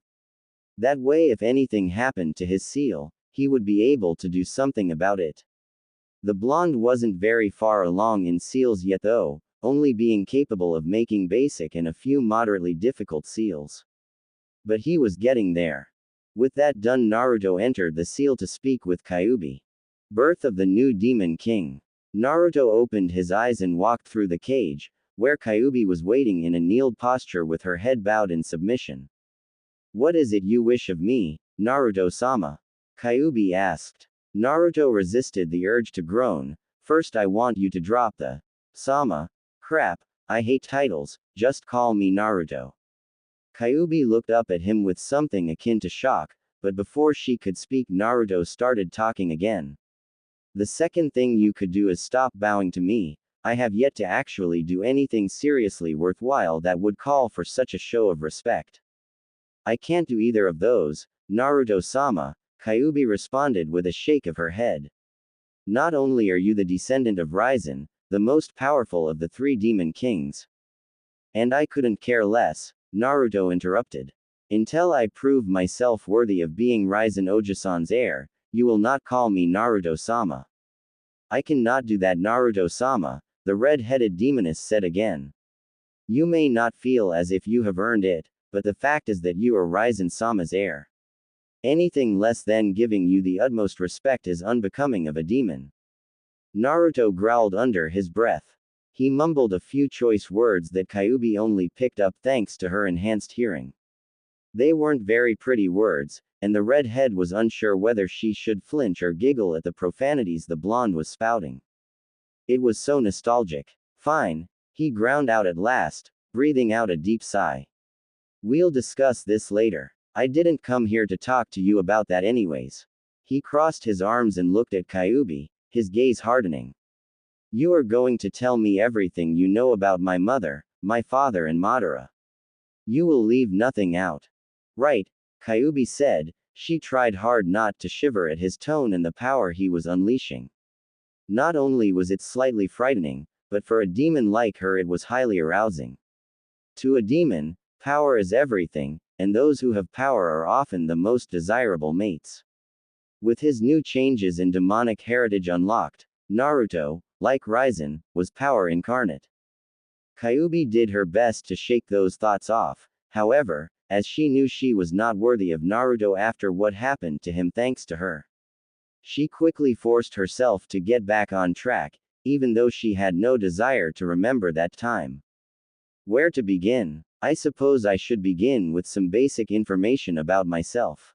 Originally, I was a simple member of the Kitsune clan, which are a clan of highly regarded demons in Makai that specialize in illusions and elemental manipulation. During one of my outings to the human world, I was struck by a very powerful chakra. I ended up passing out, and when I woke up I had 9 tails, instead of my 3. What does this have to do with what I asked? Asked Naruto, raising an eyebrow. It sounded like an interesting story, and he would probably want to hear more of it later. But right now, all he wanted was to know about his parents and the night Madara had forced her to attack the village.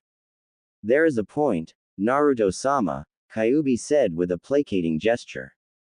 I promise. The blonde deliberated for a moment before nodding. Kyuubi continued. When I got back and my family saw my 9 tails, I became the new head of the Kitsune clan. You see, no one else has ever possessed 9 tails. The amount of tails a Kitsune gains is equal to the amount of power they possess, and none had ever gained more than 8. In my clan we have a legend, one that states the Kitsune to gain 9 tails shall become the ultimate power and lead our clan to prosperity. In a way that did happen. With my power I was on par with 2 of the demon kings of Makai, able to fight them one-on-one and hold my own. Only Ryzen was stronger than me, but he had recognized my power and I had been given a place at his side as his second in command. Life was good for my clan after that, she continued in fond remembrance. Her eyes glazed over slightly and a soft smile touched her lips. Even though Naruto was still slightly angry at her for attacking the village, manipulated or not, he couldn't help but think about just how beautiful she looked right now. Kyuubi was unaware of his thoughts, and thus continued without interruption. I held one of the most prestigious positions and my clan was highly respected by others. However, after Ryzen died my clan was forced to take up the vacuum he filled.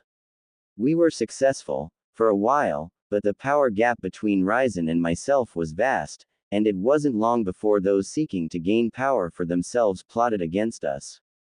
The 2 demon kings decided to work together and created an army that marched on our territory. We fought, of course, we fought with everything we had. But in the end, it wasn't enough.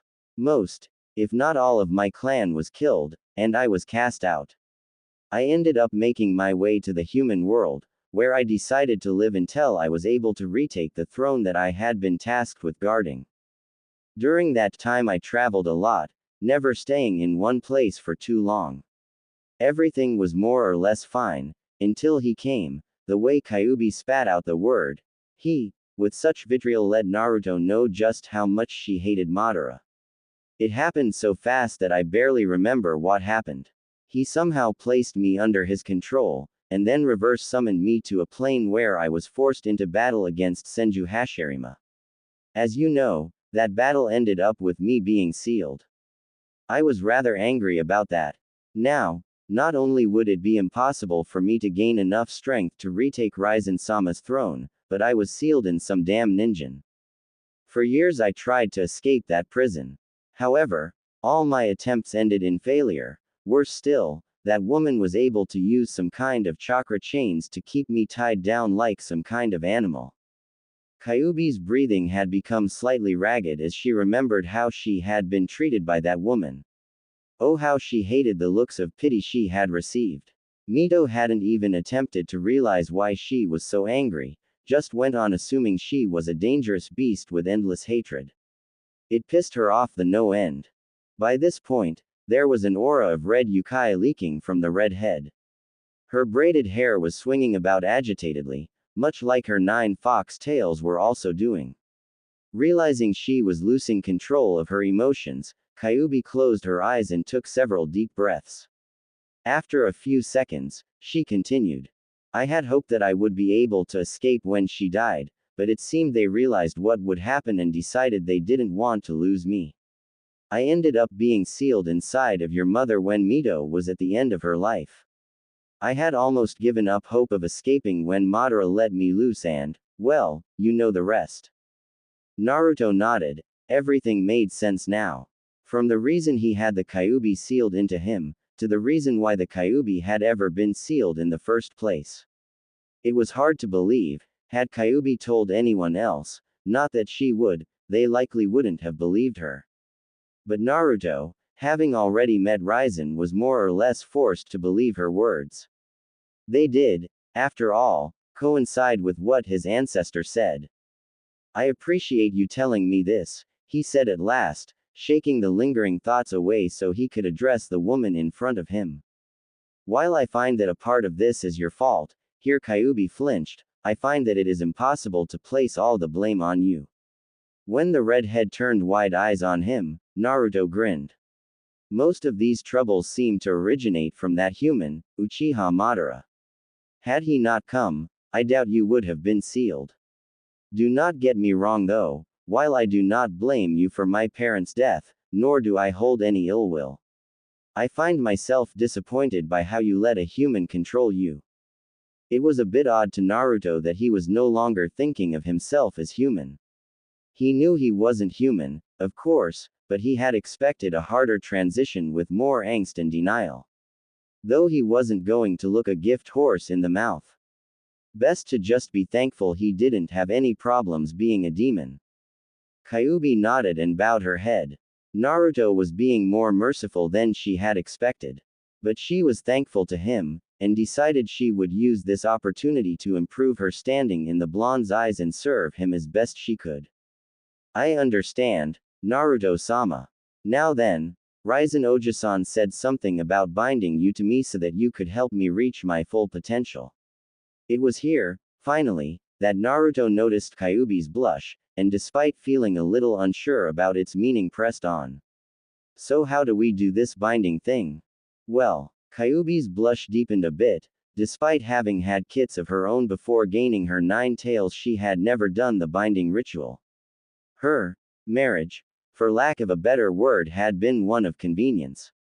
While the Kitsune clan had been powerful and well respected, the truth was there were very few Kitsune, numbering somewhere around 200 or 300 before they had been wiped out. Well, you have to, she mumbled something under her breath that Naruto could not catch even with his enhanced hearing. What was that? Naruto asked. You have to mark me, Kyuubi said, her blush increasing in hue. Naruto's eyes fluttered a bit as his mind went through some of the pieces of information that Raizen had imprinted in his mind. It was an odd process, and it seemed that learning more about his heritage required keywords being said. Otherwise, he was sure that the information would have come to him sooner and he would not have had to ask about the process. What he didn't know was that Raizen had done this so that the blonde's mind would not overload from gaining more information than it was prepared to handle. Given that there was thousands of years' worth of knowledge locked away in Naruto's head now, it was probably a good idea.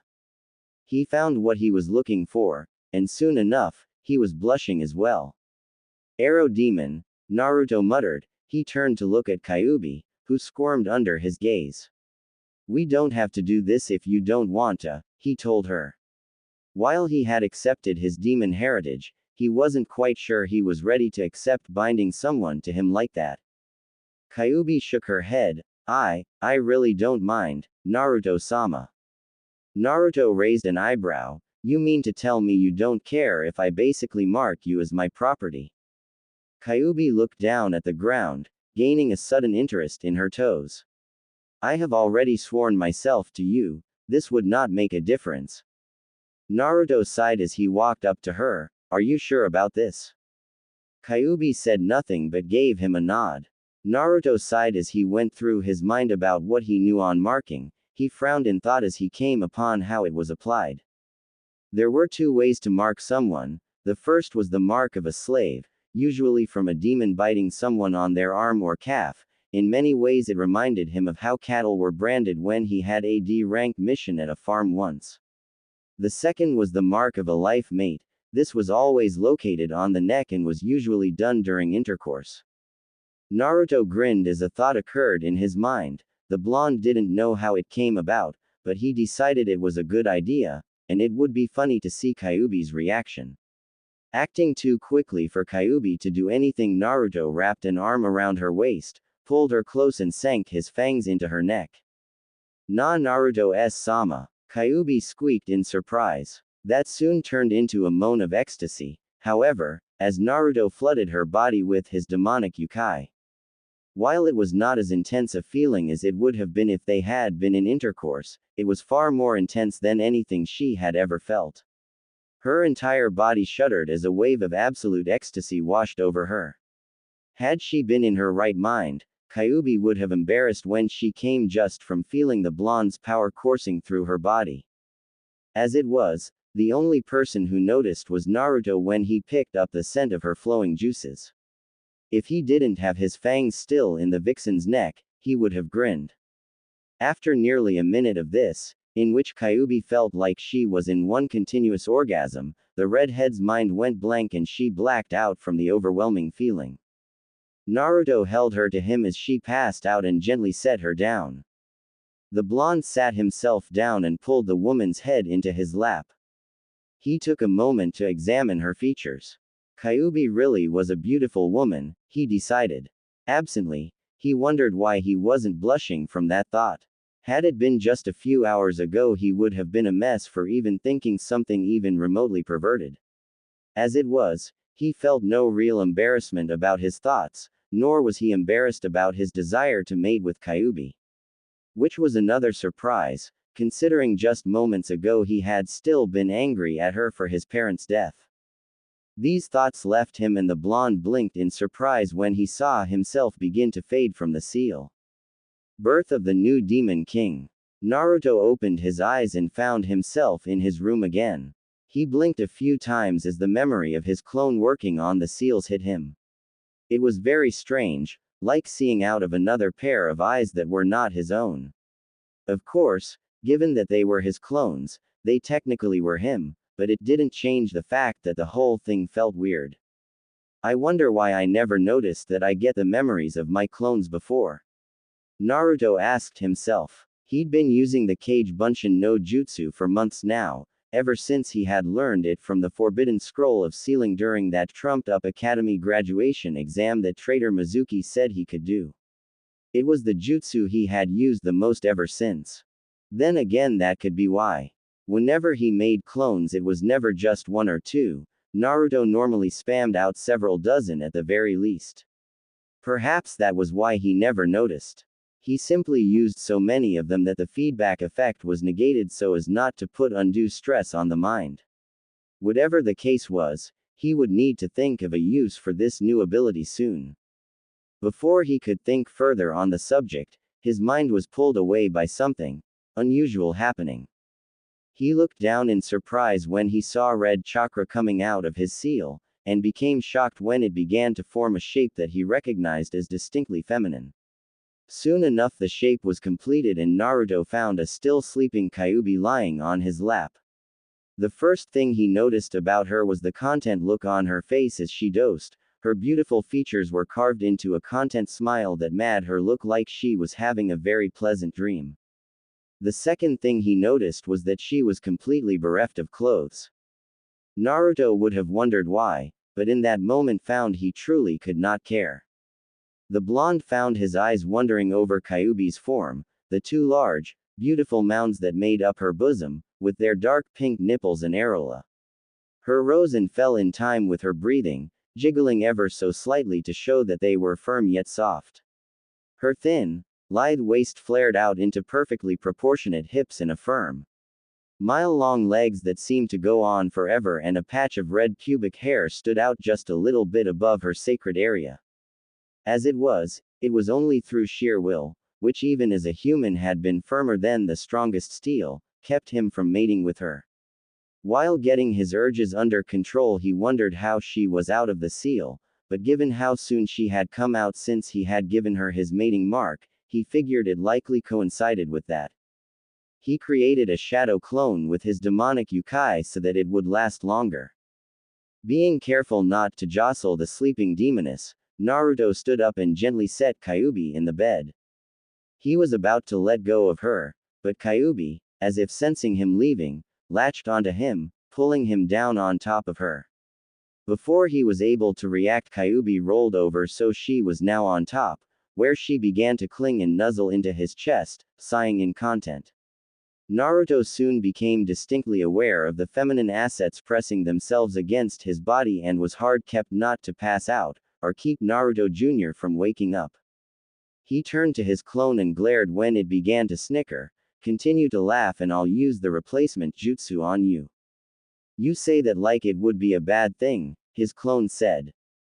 The clone had a point, though Naruto didn't appreciate the smart comment from it. Just go. Transform yourself into a random shinobi and get some real clothes. Remember, get something that will be concealing for now. Naruto looked down at Kyuubi. Also make sure to buy some clothes for Kyuubi. Her size is 984896. I wonder how I knew that. He asked himself, before determining the reason was unimportant. Alright, his clone said dismissively. The Naruto clone looked at him, gave his creator a cheeky grin. Have fun being an oversized plushie. Naruto did not get to say anything as his clone ran over to the window and disappeared in a burst of speed. With nothing else to do, Naruto sighed as he continued trying not to allow his lower head do his thinking. Eventually exhaustion got to him and he fell asleep as well. Birth of the new Demon King. The next morning was rather interesting for both Naruto and Kyuubi. The two had refused to look at each other all morning. Well, Kyuubi refused to look at Naruto. Every time he had tried to get her attention, she would look at him for a second, before flushing bright red and looking away.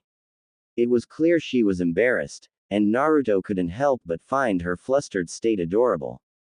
Naruto sighed as he finished drying off and got dressed in his new clothes. A pair of dark black pants, that were slightly flared out to hide his new muscles. A black sleeveless shirt, bandages that he had managed to dye orange wrapped around his arms and legs. Despite his new demonic blood, his love for orange could not be denied. A pair of black close-toed ninja sandals with steel tips. Black fingerless gloves with a non-reflective gray metal plating on the back. Black forearm protectors and a new black headband. Over all of this he threw a long black cloak that reached down to his ankles and came with a hood that hid his face, and wore a face mask similar to Kakashi's. Finished changing, Naruto walked out of the restroom to see Kyuubi look up, only to look away a second later with a bright red face. It's your turn, Naruto said. While he wasn't embarrassed about waking up with a Kyuubi on top of him like the vixen was, he knew that being in such close physical contact after having gone so long without was going to take some getting used to. He couldn't even begin to imagine how Kyuubi felt. After all, she had been sealed for Kami only knew how long. Kyuubi mumbled a thanks as she walked into the bathroom. Naruto heard the shower turn on and decided to get some more sleep. Moving over to the bed, he flopped on it and closed his eyes. Birth of the new Demon King. Kyuubi sighed as she got out of the shower, feeling much more in control of herself than she had the half an hour before she had first got into the shower. It had been nice, luxuriating in the feel of the warm water stinging her back, the way the droplets had traced patterns down her skin.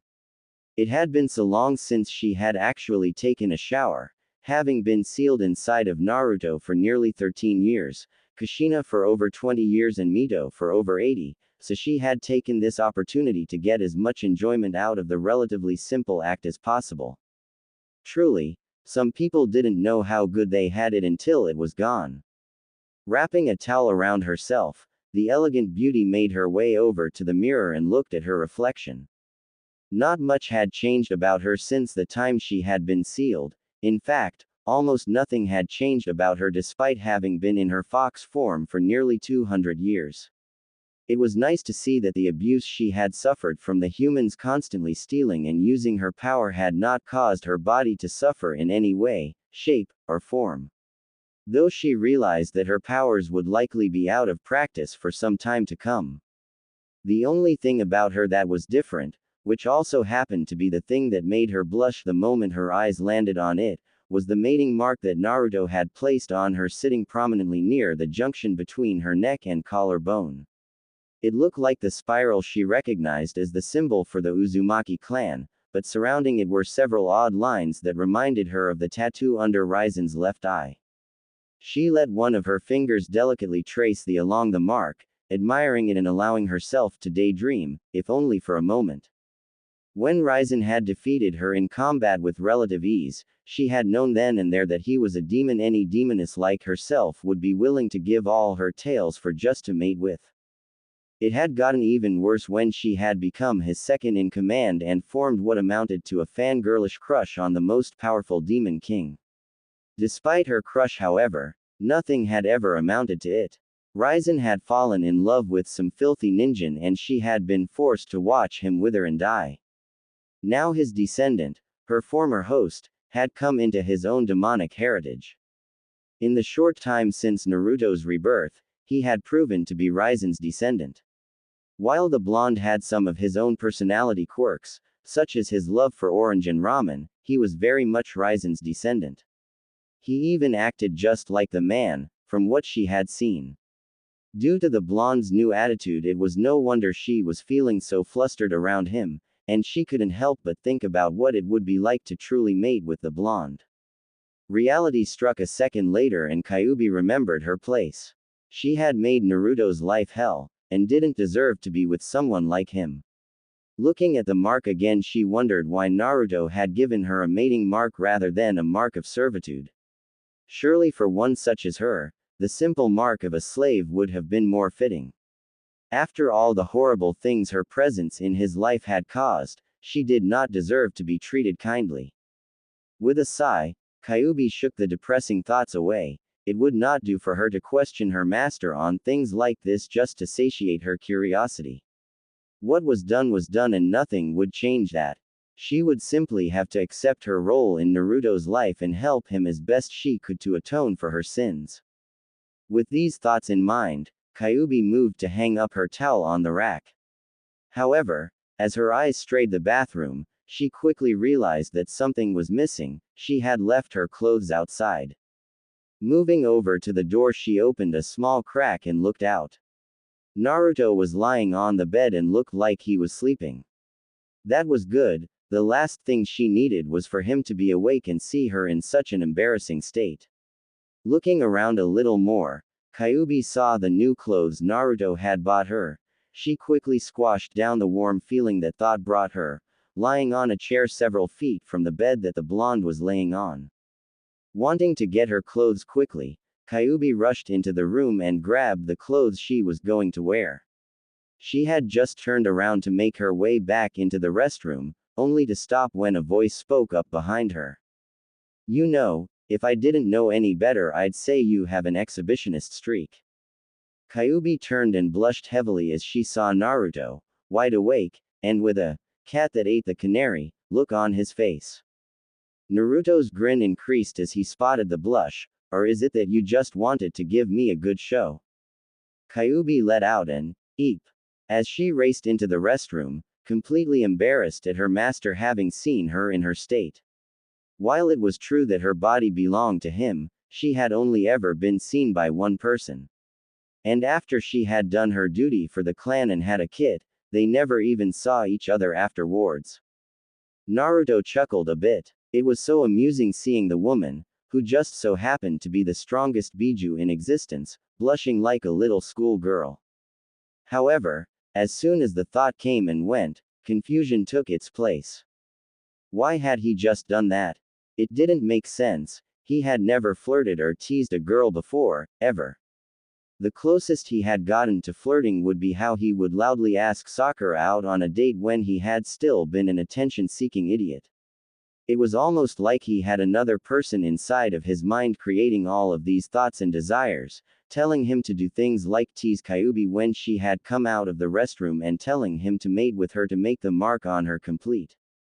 What he didn't know was that due to his demonic heritage and the power he now had flowing through him, as well as his potential being unlocked, his mind was beginning to reform into what it would have been had the Hake Fuin, 8 trigrams sealing style, not sealed up his demonic properties. This gave him an enhanced IQ, along with a libido that would put any human or demon to shame. His little teasing episode a few seconds ago had been nothing more than instincts talking. He decided then and there not to worry. Whatever was happening did not seem bad. He had learned long ago not to look a gift horse in the mouth, and this certainly seemed like a gift. After all, who else can say they can make the Kyuubi blush? He thought with a chuckle. He was shaken from his thoughts when the restroom door opened. Looking up, he saw a still red-in-the-face Kyuubi, only now she was clothed, much to his disappointment. She was wearing the red kimono he had gotten her, which was similar to the one she had in his mindscape except there was no V-cut to show her cleavage. That was a bit disappointing, but he kept that thought to himself.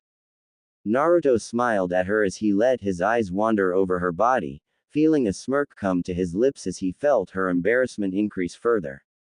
He could almost scent her embarrassment pouring off her in waves. Or were those pheromones? You look good in that, Naruto complimented honestly. Kyuubi looked away as she desperately tried to get rid of the increasing redness on her face. It didn't work, obvious from the way Naruto chuckled at her, but there wasn't much she could do. Thank you, she stuttered, inwardly cursing how weak and flustered she sounded. Why is it that I can't seem to stop from blushing around him? She wondered. In all her 1,000 years of life, she had been proclaimed as one of the most beautiful women in the demon world, even by those who were not of Kitsune descent. Men had doted on her hand and foot in the hopes of getting her in bed with them. She had turned down every single one. In fact, had it not been for her father, she would have never gotten married. Yet this boy, who, despite being the next heir to one of the 3 thrones of Makai and the descendant of the strongest demon to ever grace the earth, was still only a boy nearly 988 years her junior, somehow made her heart flutter several thousand miles per second. It shouldn't have been possible. Kyuubi, Naruto said, getting the young-looking woman's attention. He gestured for her to sit next to him, lightly patting the spot beside him on the bed. Kyuubi hesitated for a moment, before doing as asked.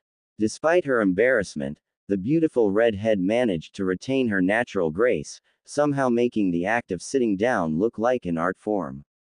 For a while the two were silent. Naruto just watched her for a moment before deciding to speak. The first thing I need to ask, is there some way you can hide your presence? If people saw me with a girl they had never met before, it would get pretty suspicious, he explained as he saw her quizzical look. Kyuubi nodded. Yes, if you want I can use a Kitsune illusion to become invisible. Only those who hold a dujutsu would be able to see through it. However, even they would not be able to see me, just the energy I was emitting.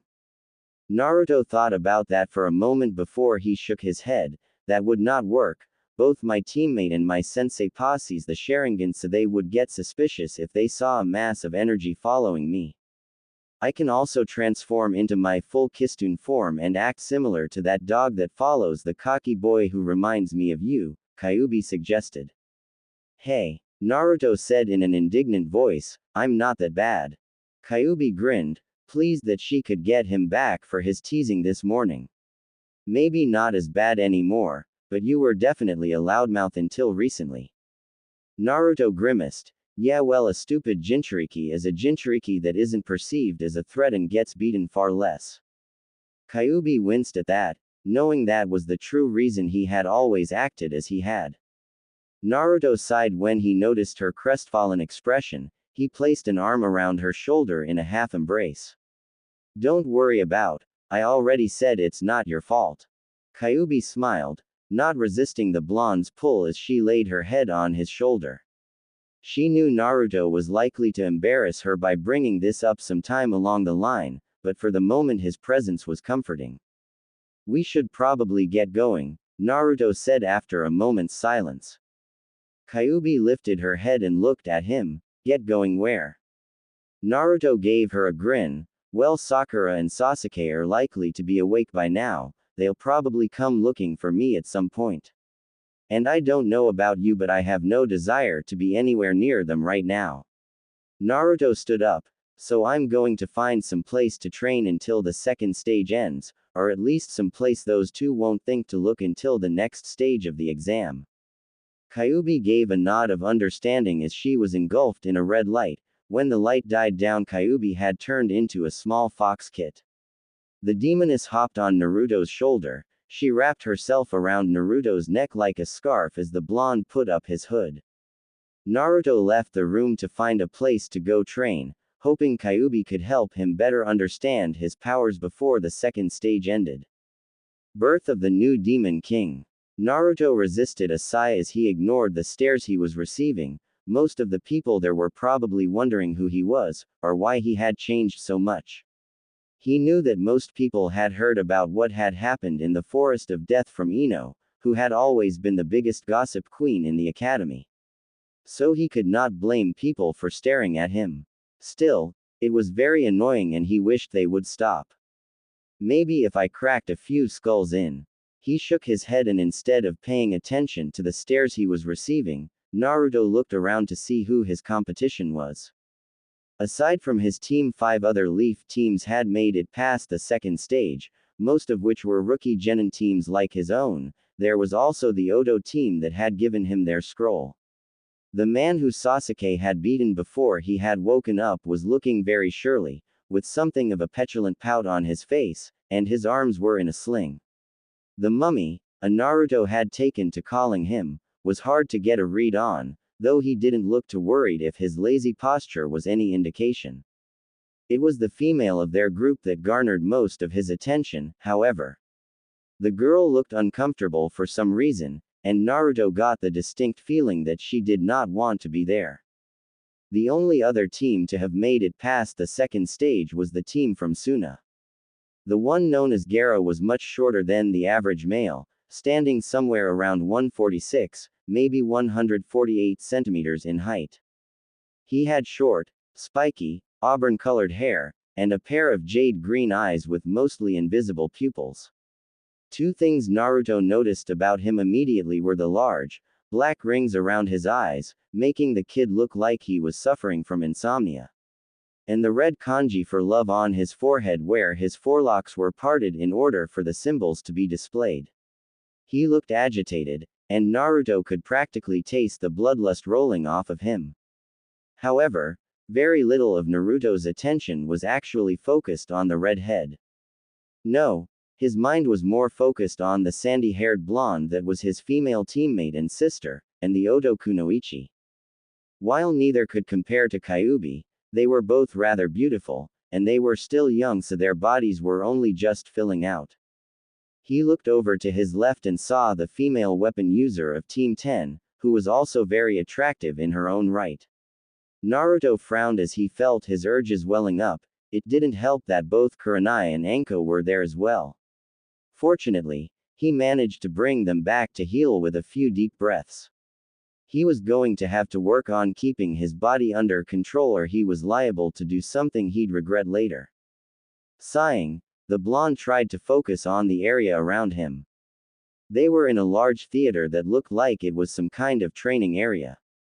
He, along with the other genin, were standing on a stone-tiled surface.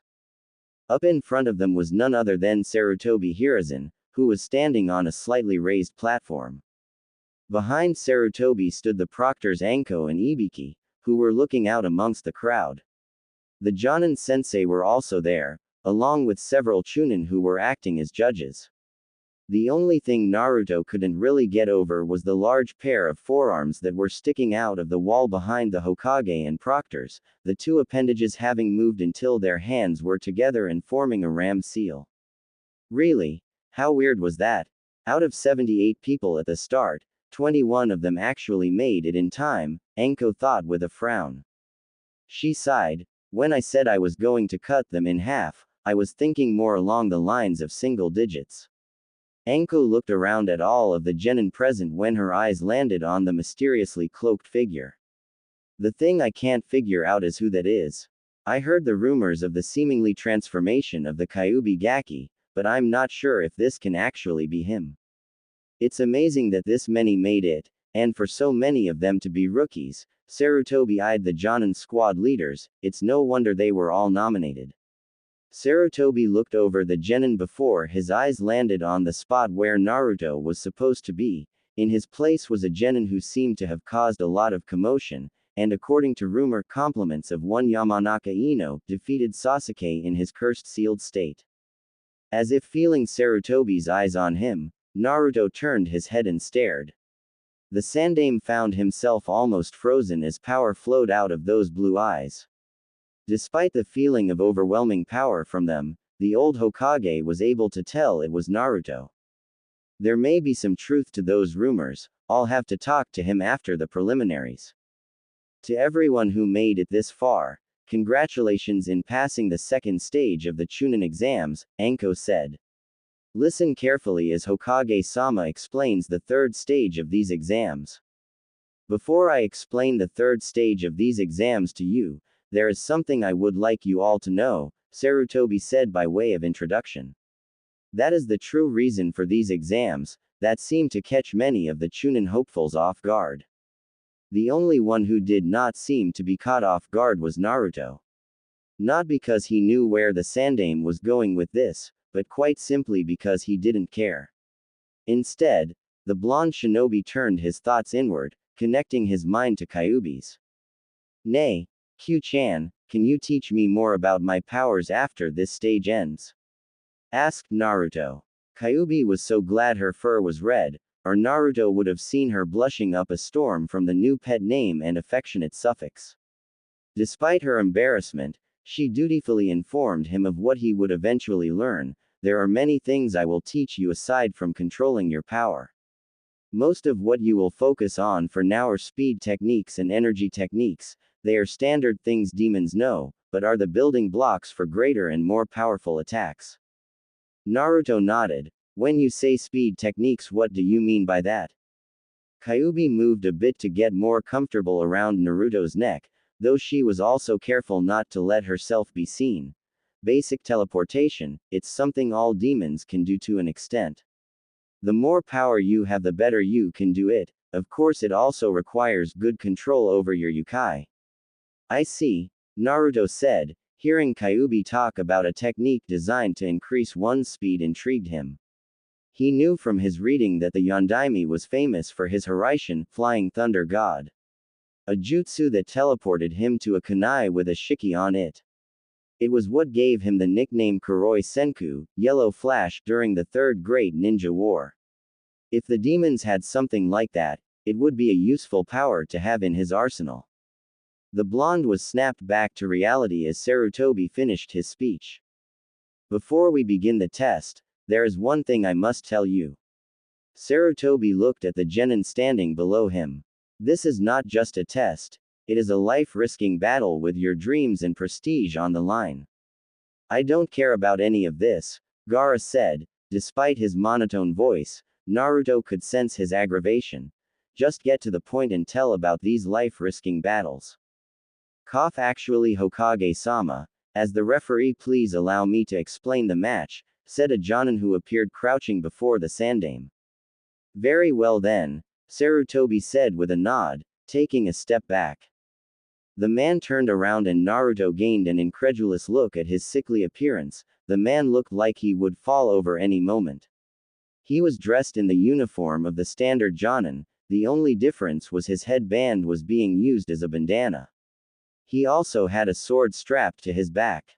Naruto thought the man should be in the hospital, not participating as a proctor in the Chunin exams. Hello everyone, I'm Gecko Hayate. Before we can begin the third test, I need to inform you that there will be a preliminary round.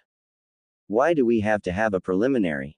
Asked a confused Sakura. Why can't all the people who made it this far continue? Hayate coughed into his hand as he looked over at Sakura for a moment, before explaining himself. Because the first two exams may have been too easy this year, we just have too many people. According to the rules of the Chunin exam, we must hold a preliminary to reduce the number of people participating for the third test. As Hokage-sama stated, there will many prominent guests attending, and if the fights take too long we may run out of time.